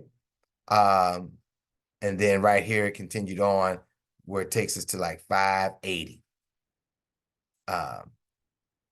Okay. Now, Daniel, on the other hand, he comes about 30 years after, 30 years after Jeremiah is born. So Jeremiah could have been, just in terms of their age, Jeremiah could have been Daniel's father. Okay. But then Daniel, now he has 4 prophecies that he speaks of. Daniel has 4 prophecies that he speaks about. So write this down, right? Write this down. Daniel speaks of 4 prophecies. Chapter 2, Daniel chapter 2 verse 31 through 35, and 36 through 45, that's the prophecy of the statue. Okay, let's go there real quick.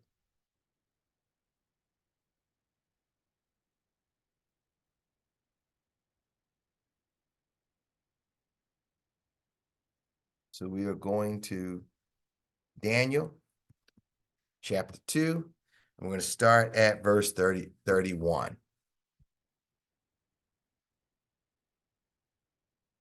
Daniel chapter 2, verse 31. Thou, O king, sawest, and behold, a great image. This great image, whose brightness was excellent, stood before thee, and the form thereof was terrible. This image head was of fine gold, his breast and his arms of silver, his belly and his thighs of brass, his legs of iron, his feet part of iron and part of clay. Thou sawest till that a stone was cut out without hands, which smote the image upon his feet that were of iron and clay, and break them in pieces. Then was the iron, the clay, the brass, the silver, and the gold broken to pieces together, and became like the chaff of the summer threshing floors. And the wind carried them away, that no place was found for them. And the stone that smote the image became a great mountain and filled the whole earth. This is the dream, all right? So he goes on. So now what is he talking about in this dream? In this dream, okay, so this is what he's describing.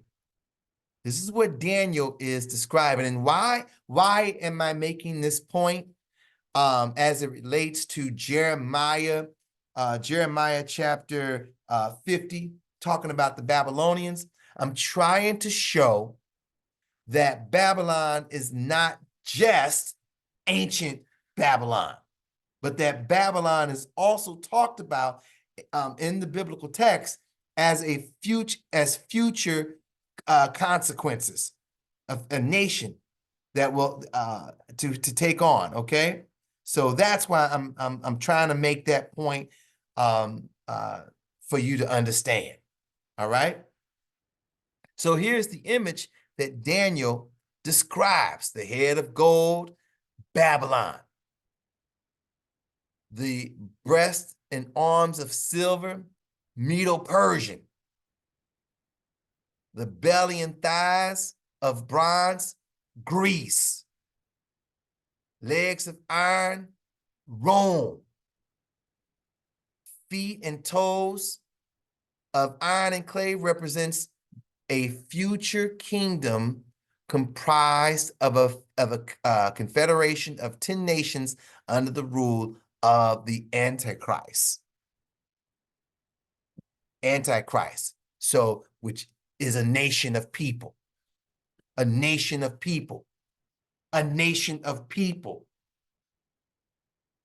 Okay, and so we're trying, we're doing all this so that we can, we spent all this time so that we can identify the players in this book, so that when you're reading the book, you can have an idea of who these people groups are even today, as you are discerning what the prophecies are talking about.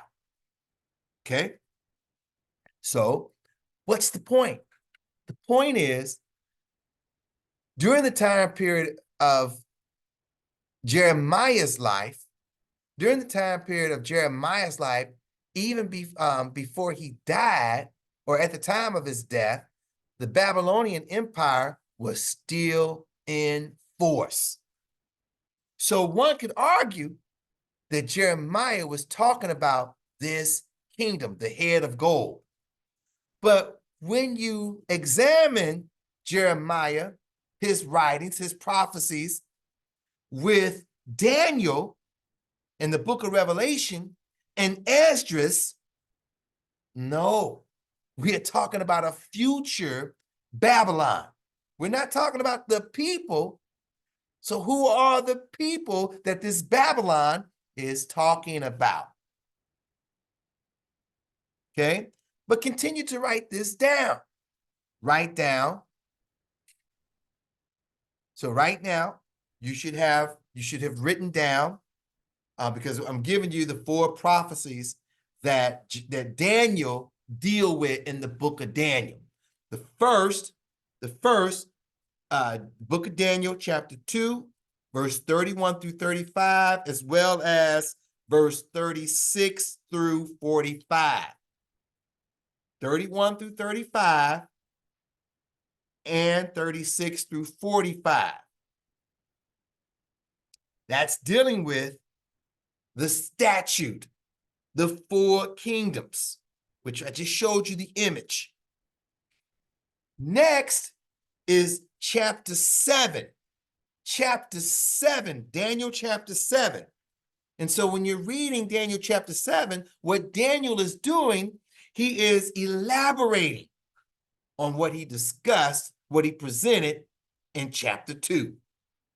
He's elaborating on those 4 kingdoms.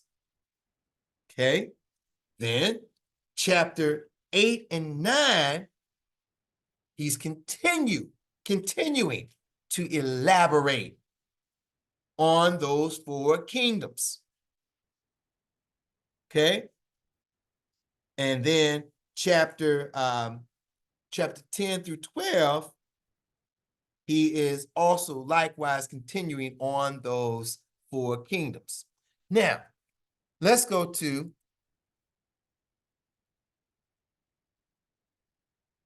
book of Daniel, chapter 9, verse 2.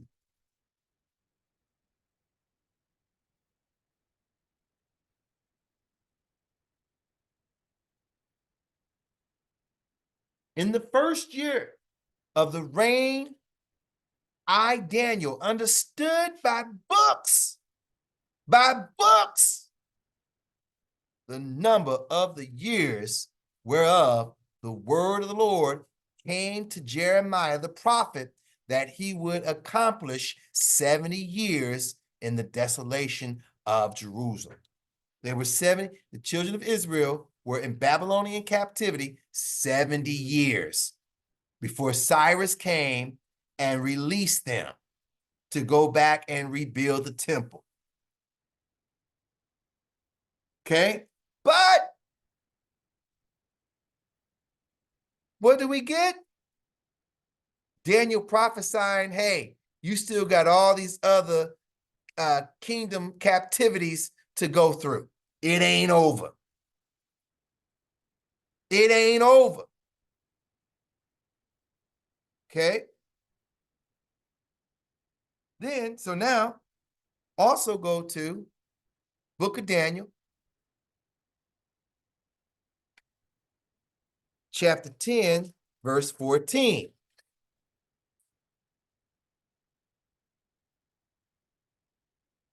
Now I am come to make thee understand what shall befall thy people, the children of Israel, in the latter days. For yet the vision is for many days. So now we're talking about the end of time, the end of all of this, of all the captivities, meaning the image that we just looked at. Right? Down here with the feet and toes,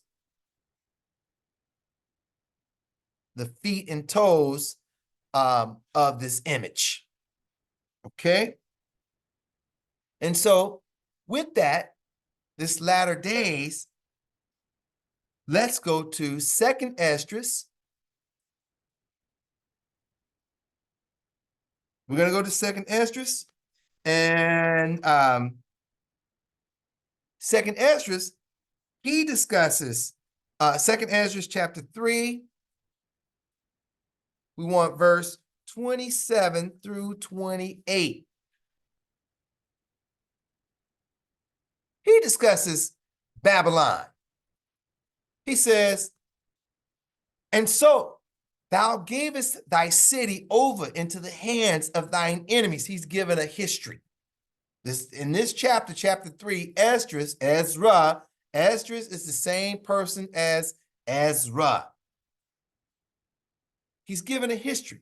He says, and so thou gavest thy city over into the hands of thine enemies. Are their deeds then any better that inhabit Babylon, that they should therefore have the dominion over Zion? And he goes on.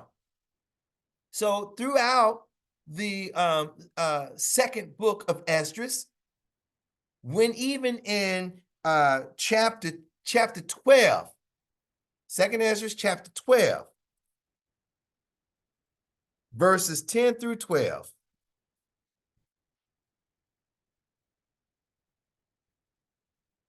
he completes the interpretation that was given to Daniel. Here's what it says. And he said unto me, this is the interpretation of the vision. The eagle whom thou sawest come up from the sea is the kingdom which was seen by the vision of thy brother Daniel. But it was not expounded unto him. Therefore now I declare it unto thee. Okay, and we just spoke about these things. I showed you here. I didn't tell you what it was, kind of, sort of. Where's my Google? Let me find it. Let me find it. We were dealing with Esau, Edom. Hold on. Where is it? Where is it? Where is it? Is that it? No. I lost it. I lost it. I apologize.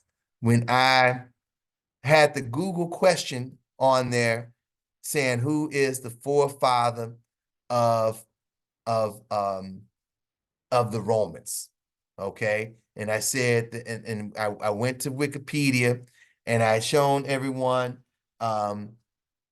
starting with Caesar. And I said that they are the 12 feathers talked about in second Esdras. Okay, let me move on. For time's sake, I'm going to move on. All right. Now,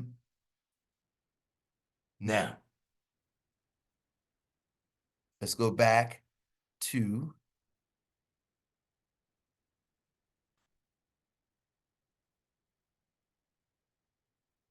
all right. So our timeline, I need to make this a little bit smaller. There we go.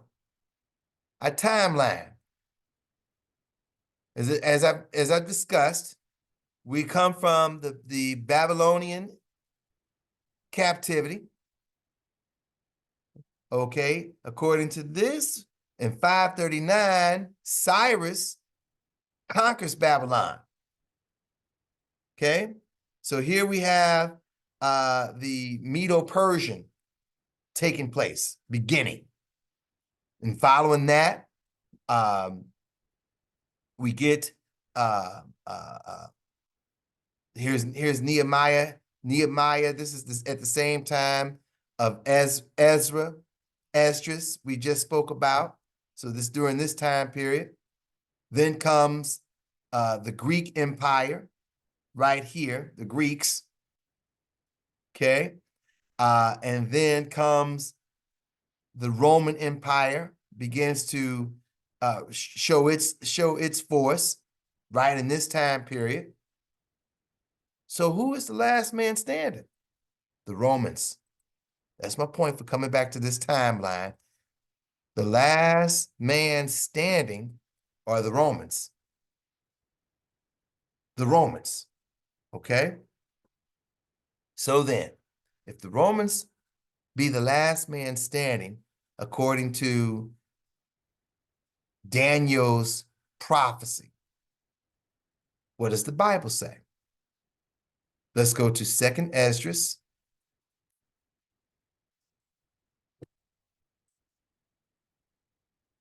Chapter 6, verse 9.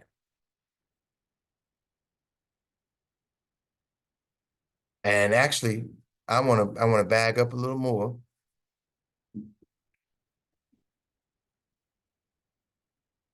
6 and 8. Let's start at 6 and 8. Or even better. I'm sorry. Let's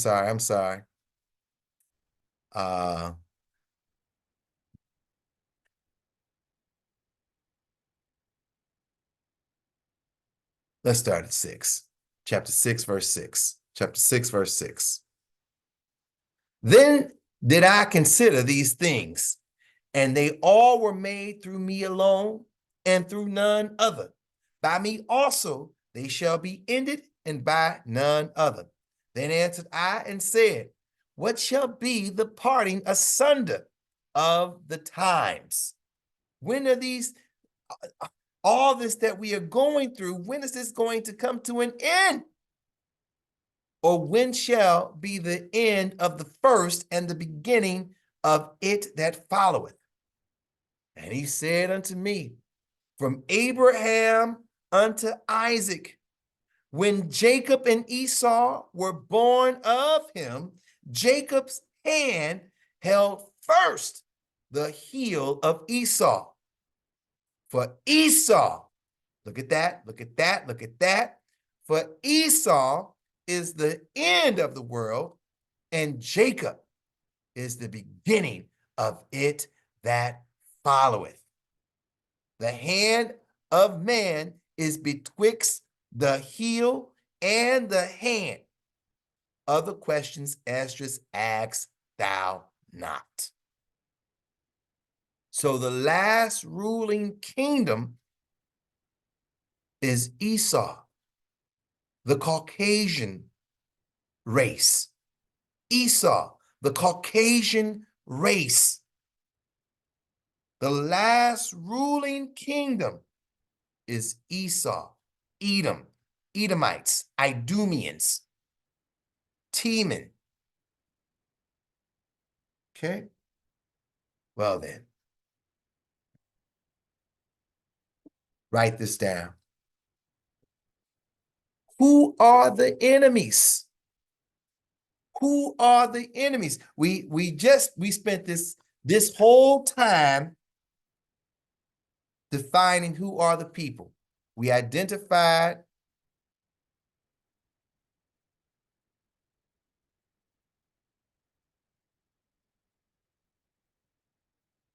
the Israelites.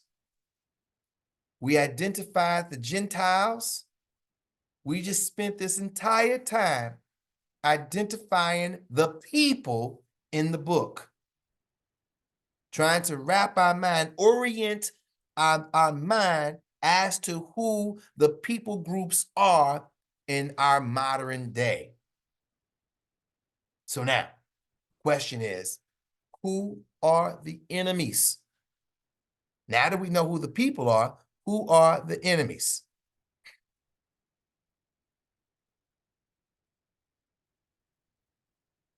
Let's go to Psalms chapter 83.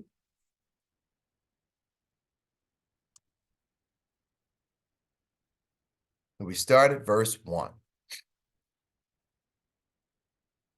Keep not thou silence, O God. Hold not thy peace, and be not still, O God. For lo, thine enemies make a tumult. They make a noise. And they that hate thee have lifted up the head. These enemies hate God.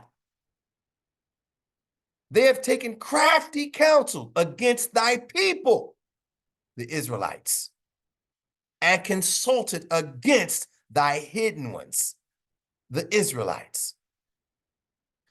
They have said, come and let us cut them off from being a nation, that the name of Israel may be no more in remembrance.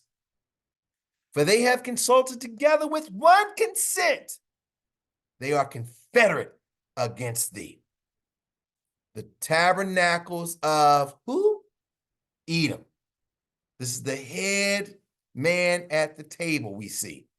Edom. The Ishmaelites, the Arabs, of Moab, the Chinese, and the Hagarenes. Okay, well, who are the Hagarenes? Let's quickly identify who these people are. Okay, dictionary.com, Hagarenes.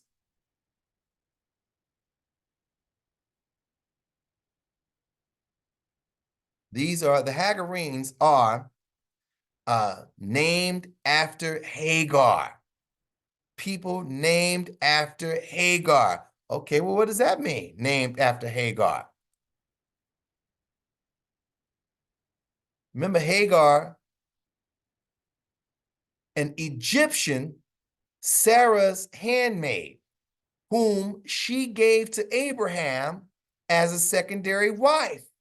When she was about to become a mother, she fled from the cruelty of her mistress, intending apparently to return to her relatives in Egypt through the desert of Shur, which lay between, right? So she is the mother of Ishmael, okay? Look at what it says. And return to the tent of Abraham, where her son Ishmael was born, and where she remained till after the birth of Isaac, the space of 14 years. Okay, so back to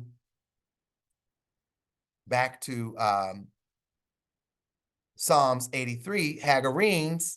These are the descendants of Ishmael. These are the descendants of Ishmael. Okay, verse 7. Gebal. Okay, let's quickly look at Gebal.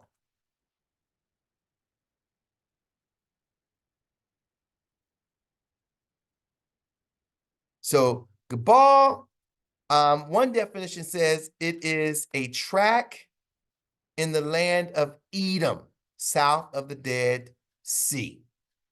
Okay. It also says a Phoenician city.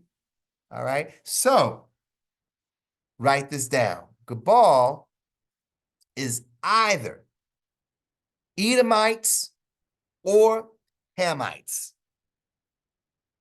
And by Hamites, if it is such that Gebal are Hamitic, they are Hamitic through the Canaanites. Okay, so they are either of the seed of Edom or of the seed of Canaan. All right, Psalms 83. Gebal, Ammon, we identified Ammon. These are the Japanese. And Amalek, we didn't identify Amalek. Let's identify Amalek. Okay. Dweller in the valley, the son of Eliphaz, the grandson of Esau. Okay. The chief of an Idumean tribe. Okay. So back to Psalms 83. So Amalek, these are Edomites. The Philistines, we've identified that already. With the inhabitants of Tyre, we did not identify Tyre. For the sake of time, let me tell you, they are Hamites through the Canaanites. Assur, we identified them already. These are Assyrians. This is also Damascus. Okay. Also is joined with them. They have helped the children of Lot, meaning Moab and Ammon, the Chinese and the Japanese. Okay. Now, we're answering the question, who are the enemies? So we see right here, all these nations, the Gentiles, we see these are enemies. Also go to Second Esdras, chapter 7, we want verse 54 through 60.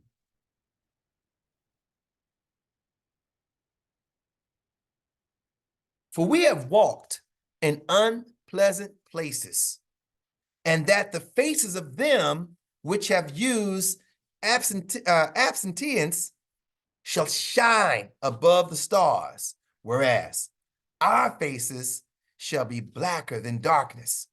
For while we lived and committed iniquity, we considered not that we should begin to suffer for it after death. Who is this? Who is these pronouns speaking to? The children of Israel. Verse 57. Then answered he me and said, this is the condition of the battle, which man that is born upon the earth shall fight. That if he, talking about the children of Israel, be overcome, he shall suffer as thou hast said. But if he get the victory, he shall receive the thing that I say. For this is the life whereof Moses spake unto the people while he lived, saying, choose thee life that thou mayest live. Nevertheless, they believed, talking about the children of Israel. They believed not him, nor yet the prophets after him. No, nor me, which have spoken unto them. So who else are the enemies of God? The Israelites. But let's clean it up. Let's tighten it up, I should say. Okay? Yes, the Israelites. Yes, the Israelites. But let's find out what we're talking about. Go to Zechariah.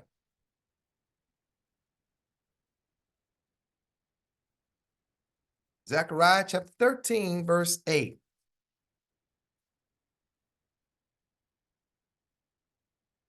And it shall come to pass that in all the land, saith the Lord, two parts therein shall be cut off and die, but the third shall be left therein. This is talking about 2/3 of the children of Israel. It is prophesied that 2/3 of the children of Israel will not repent. They will not follow Christ. They will not keep the laws of the Most High God. 2/3 will not. Okay? Go to Isaiah chapter 66. We want verse 4 through 6. Isaiah chapter 66, verse 4 through 6. I also will choose their delusions and will bring their fears upon them, because when I called, none did answer. When I spake, they did not hear, but they did evil before mine eyes and chose that in which I delighted not. Talking about the children of Israel. This is speaking about the children of Israel. This is not talking about the other nations. Verse 5. Hear the word of the Lord, ye that tremble at his word. Your brethren that hated you, that cast you out for my name's sake, said, let the Lord be glorified. But he shall appear to your joy, and they shall be ashamed. A voice of noise from the city, a voice from the temple, a voice of the Lord that rendereth recompense to his enemies. Okay? Talking about the 2/3. Making reference to the 2/3. Go to Luke chapter 19, verse 41 through 44. And when he was come near, he beheld the city and wept over it, saying, if thou hast known, even thou, at least in this thy day the things which belong unto thy peace, but now they are hid from thine eyes. Who are we talking about? We're talking about those individuals that did not, the Pharisees, the scribes, the chief men of the city, the ones that hated Christ. He said, because of that, these things shall be hid from thine eyes, which is what we just read in Isaiah 66, verse 43, Luke 19:43. For the days shall come upon thee that thine enemies shall cast a trench about thee and compass thee round and keep thee in on every side, and shall lay thee even with the ground and thy children with thee, and they shall not leave in thee one stone upon another, because thou knewest not the time of thy visitation. You didn't know when I was going to come and get you, thy visitation. Go to Exodus chapter 19.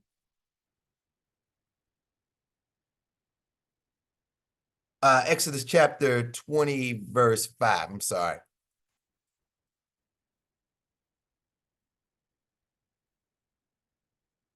Let me see.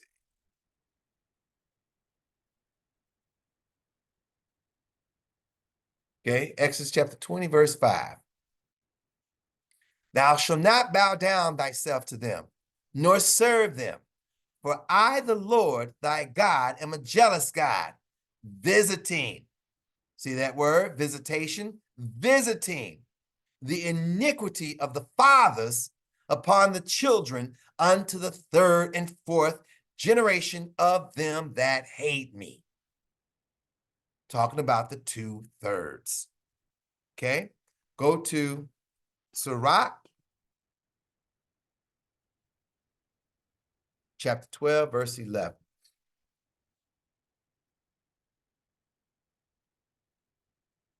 Though he humbled himself and go crouching, yet take good heed and beware of him. And thou shalt be unto him as if thou hast wiped a looking. No. No, that's not what I want. I wrote it down wrong. That's not what I want. I think it's must be 12 and 10. 12 and 10. I'm so sorry. I'm so sorry. Sirach chapter 12, verse 10. My apologies. Here's what it says. Never trust thine enemy, for like as iron rusted, so is his wickedness. This is what the Bible says. Look at what the Bible says. We've identified the people. Let's go back to that now. Let's go back.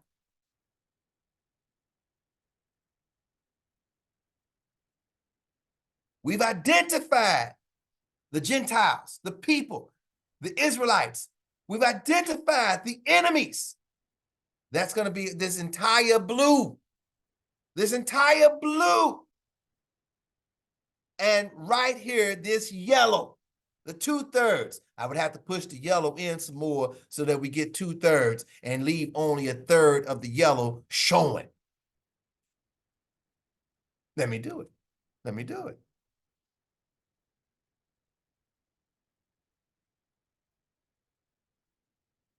Okay? This right here, these are the enemies.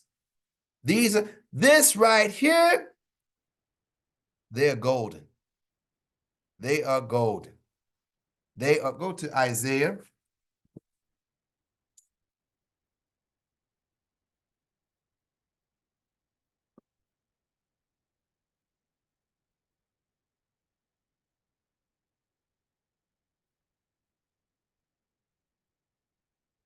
Chapter 13, verse 12.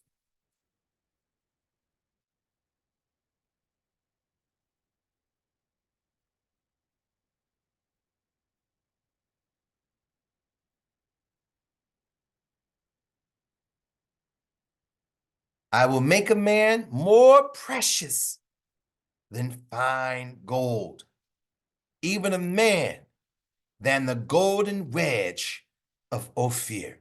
I will make a man more precious than fine gold.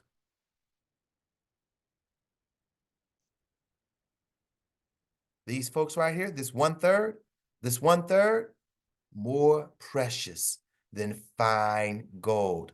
This 1/3, more precious than fine gold. Okay? All right?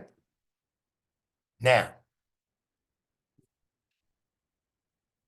we are in the last stretch of the things that we're going to share out. We're in the last stretch.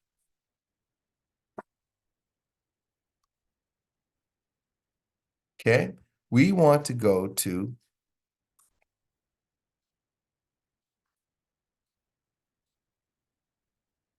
I got some more images.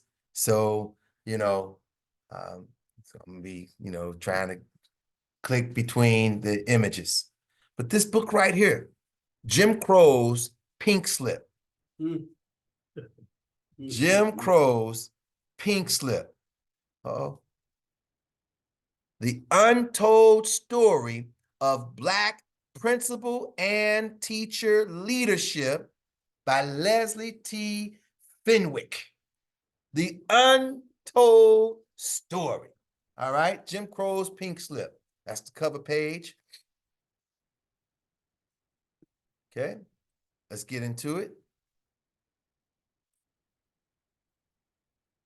Never trust thine enemy.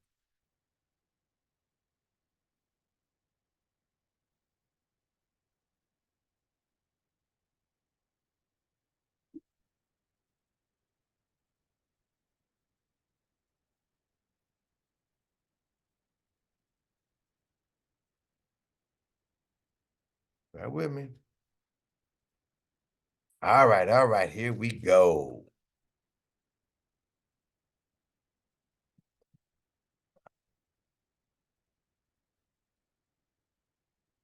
Bear with me, good people, bear with me.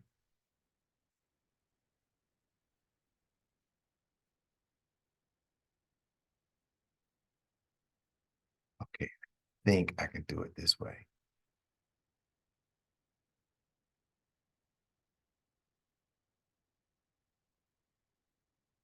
Beautiful, beautiful, beautiful. Beautiful, beautiful, beautiful. I think I got this thing together, good people. All right.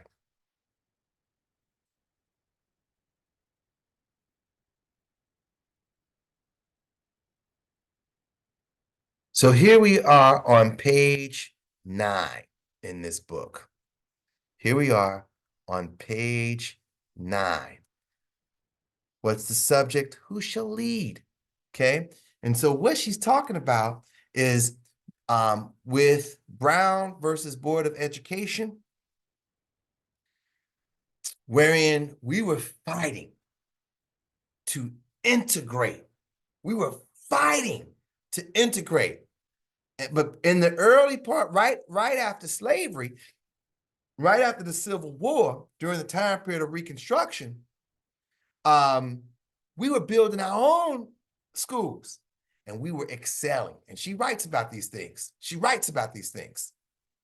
Then Board of Brown of Education happens. We integrate. Look what happens. Watch what she says. Okay. On January, make sure it's large enough.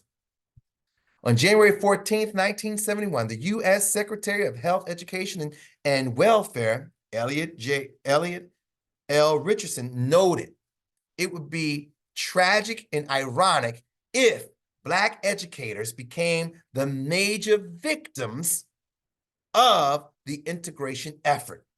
And yet this outcome was not unanticipated.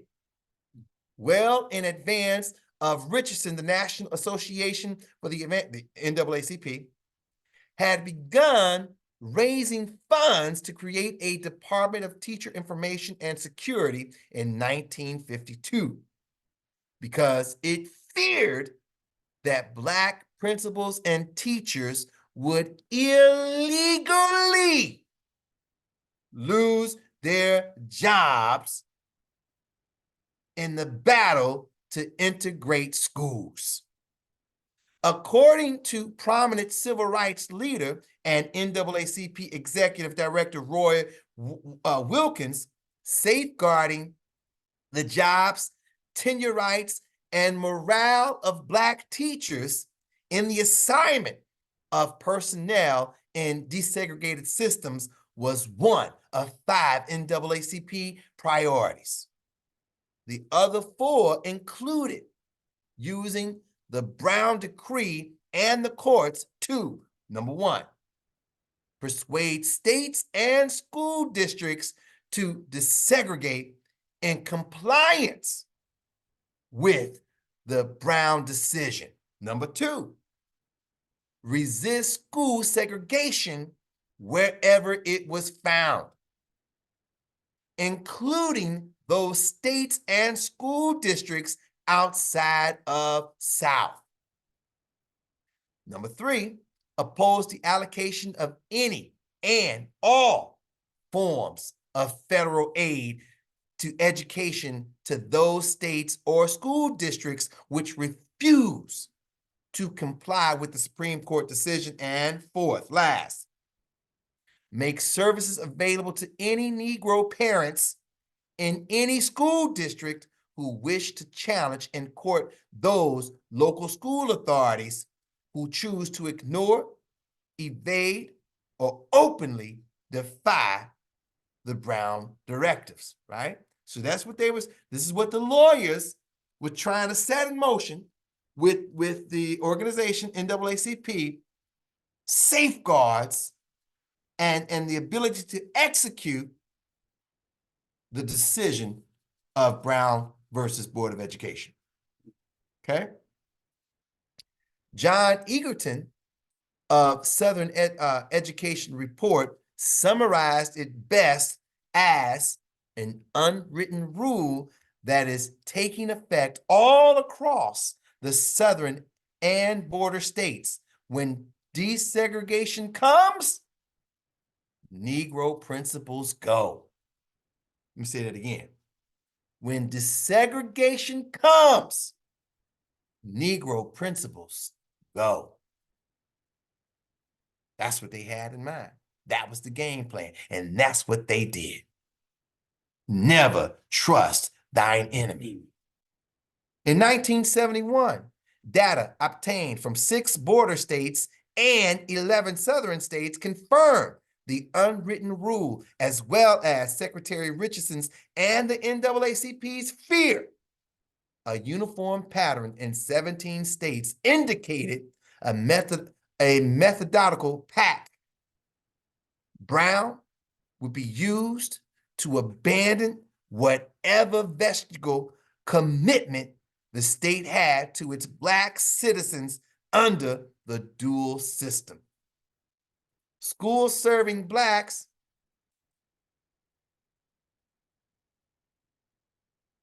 I need page 10. Where's page 10? Don't have page 10. I'm so sorry, y'all. Okay, we gonna skip. I apologize. Let's move on to page 11. Okay.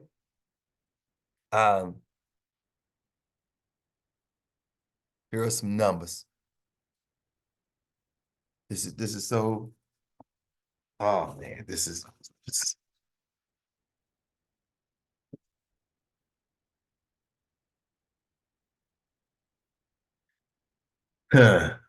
This is interesting stuff. I want to share this.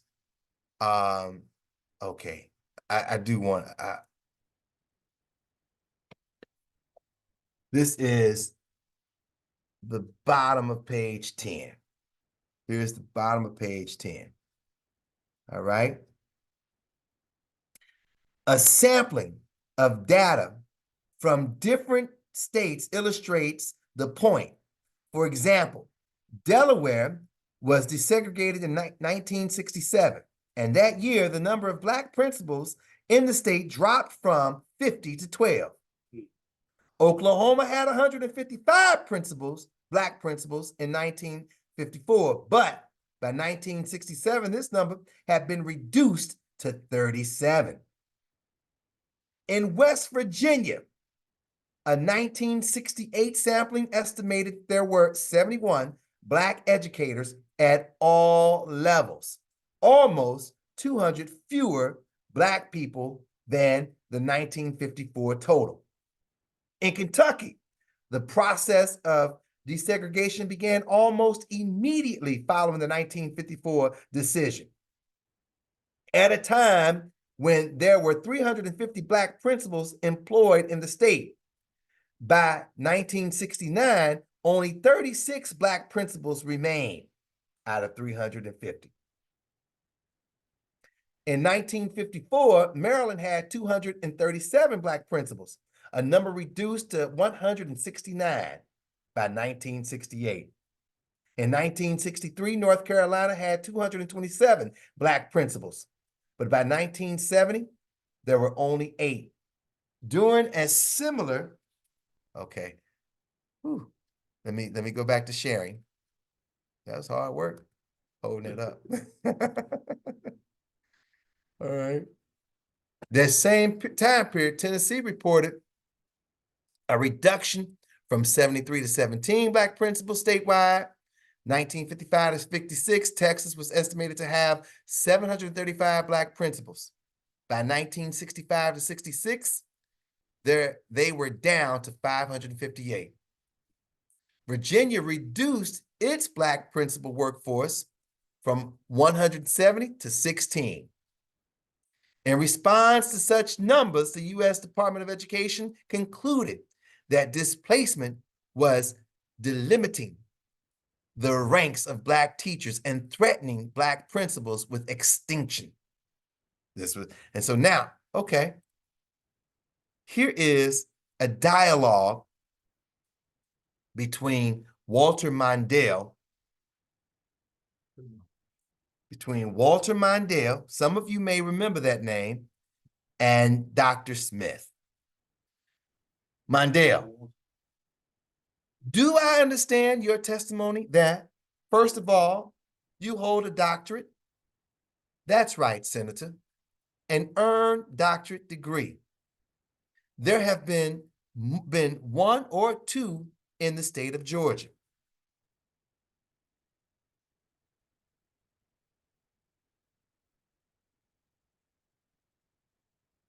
And you earlier had been a secondary school principal in a school system before you moved to West Point in junior high school in the West Point, Georgia, right? And what was the name of that community? Calhoun, Georgia. The Stevens High School, Calhoun, Georgia. You were then demoted to assistant secretary, to assistant secondary school principal, which you refused to accept? Right. What were the credentials of the principal under whom you were expected to serve? He had a master's degree from the University of Georgia with 3 years of experience. How many years of experience had you had at that point? At that point, I had 15 years in administration. I got 15 years, plus I have a doctorate degree. He has 3 years and a master's degree. Mondale. And then you transferred to West Point, where you were a secondary school principal. That is right. Until desegregation was ordered and implemented, at that point, they transferred you from that position. Had they notified you of that, or were you on? No. We were not notified. It was merely the order. When they set up the school system, that grades 9, 10, 11, and 12 would be transferred to the former white high school, and I would be left with the junior high grades of 8 and 9. You were school principal of grades 1 through 8 then? That is right.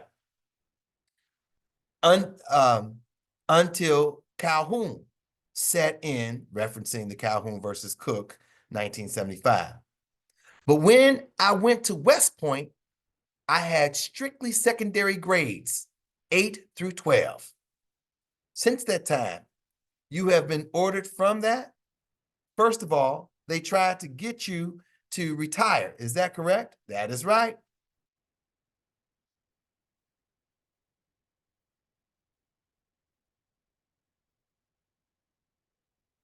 You refused to do that? Then they made you director of federal programs? That is right. It is your understanding at this point that there is pressure being put on the school board to remove you even from that position as you testified. That is correct. You must know several other Black secondary school principals in Georgia, do you not, Dr. Smith? I do. Has your experience been unusual or somewhat typical of the kind of treatment? This is typical, Senator, of the pattern of Black principals, the secondary principal in Georgia, in many instances where he cannot be discredited or disqualified, some little trumped up charges will be brought up against the majority of them. Okay? So this is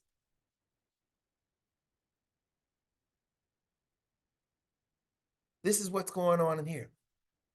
And she documents thousands of teachers and principals who lost their job, where the teacher and principal is more qualified than the person who is going to replace them. Never trust thine enemy. You have to understand that we are in a war. Right here, right now, we are in a literal war. I want to show one more thing. I didn't have it prepared, so do give me a second.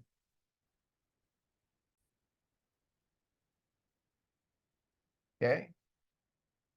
All right. Here is the last thing I want to share with us in this class. Okay. So now, here is a video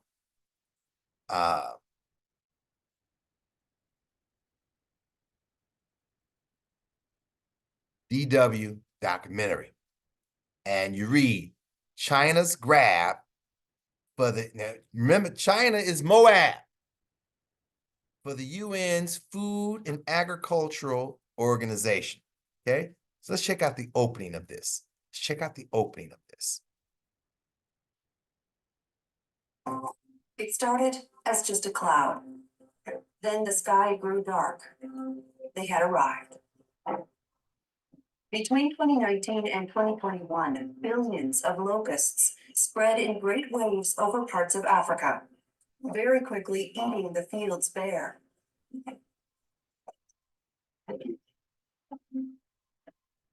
The farmers tried everything they could to save their crops.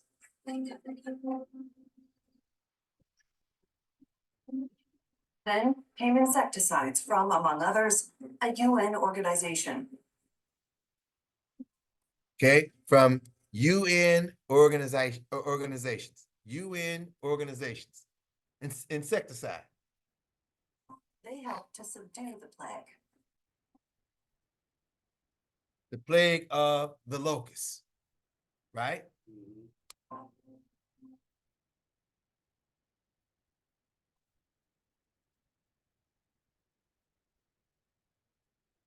Spraying all the chemicals, right?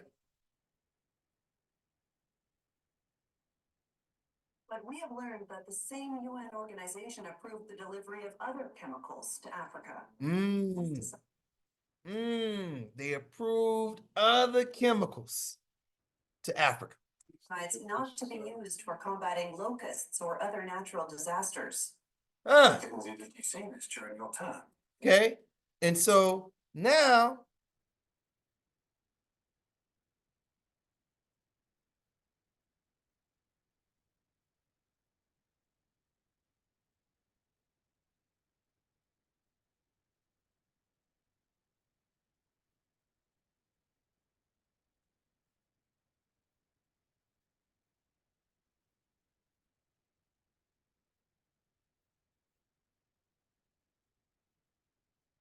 these chemicals, European nations won't allow these chemicals to happen. The European nation said, hell no, don't you dare bring these chemicals on our land.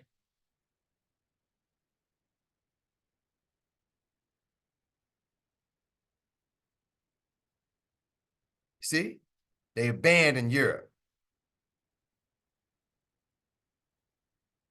Bear with me, bear with me.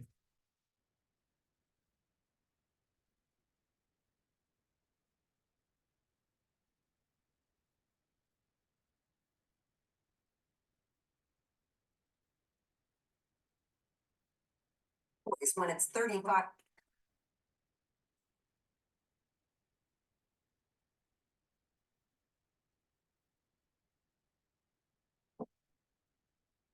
In mid-June, we met with small farm owners. To protect their cabbage from insects, they mix up a pesticide cocktail.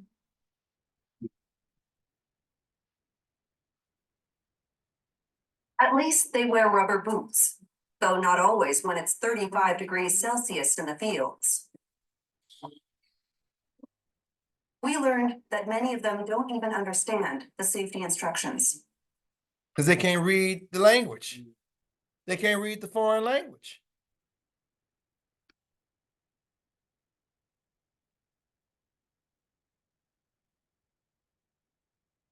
When it comes to the issue of poisoning, yes, we've had experiences about poisoning because if you didn't take the right measures, definitely you have some challenges with the chemicals. These folks are dying. A huge number of these people are dying from these chemicals.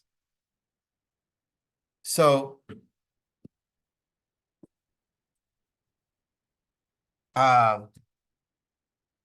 From what, consumption and work habit? yeah, no, from the chemicals are getting into their system and killing them. You know, I'm trying to watch how much I show so I don't get a ding when I publish this video. So,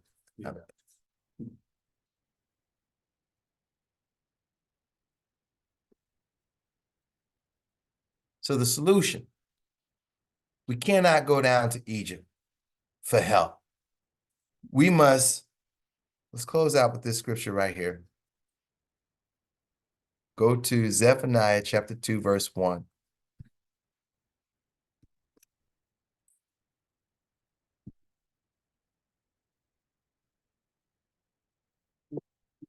Zephaniah chapter 2, verse 1.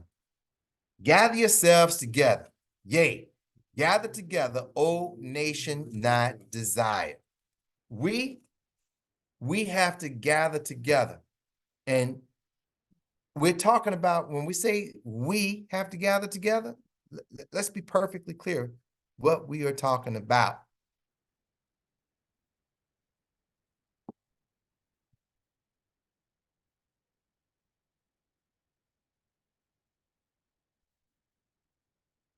This right here, this golden circle, you have to gather together. So in this golden circle, you have folks like IUIC, Israel United in Christ.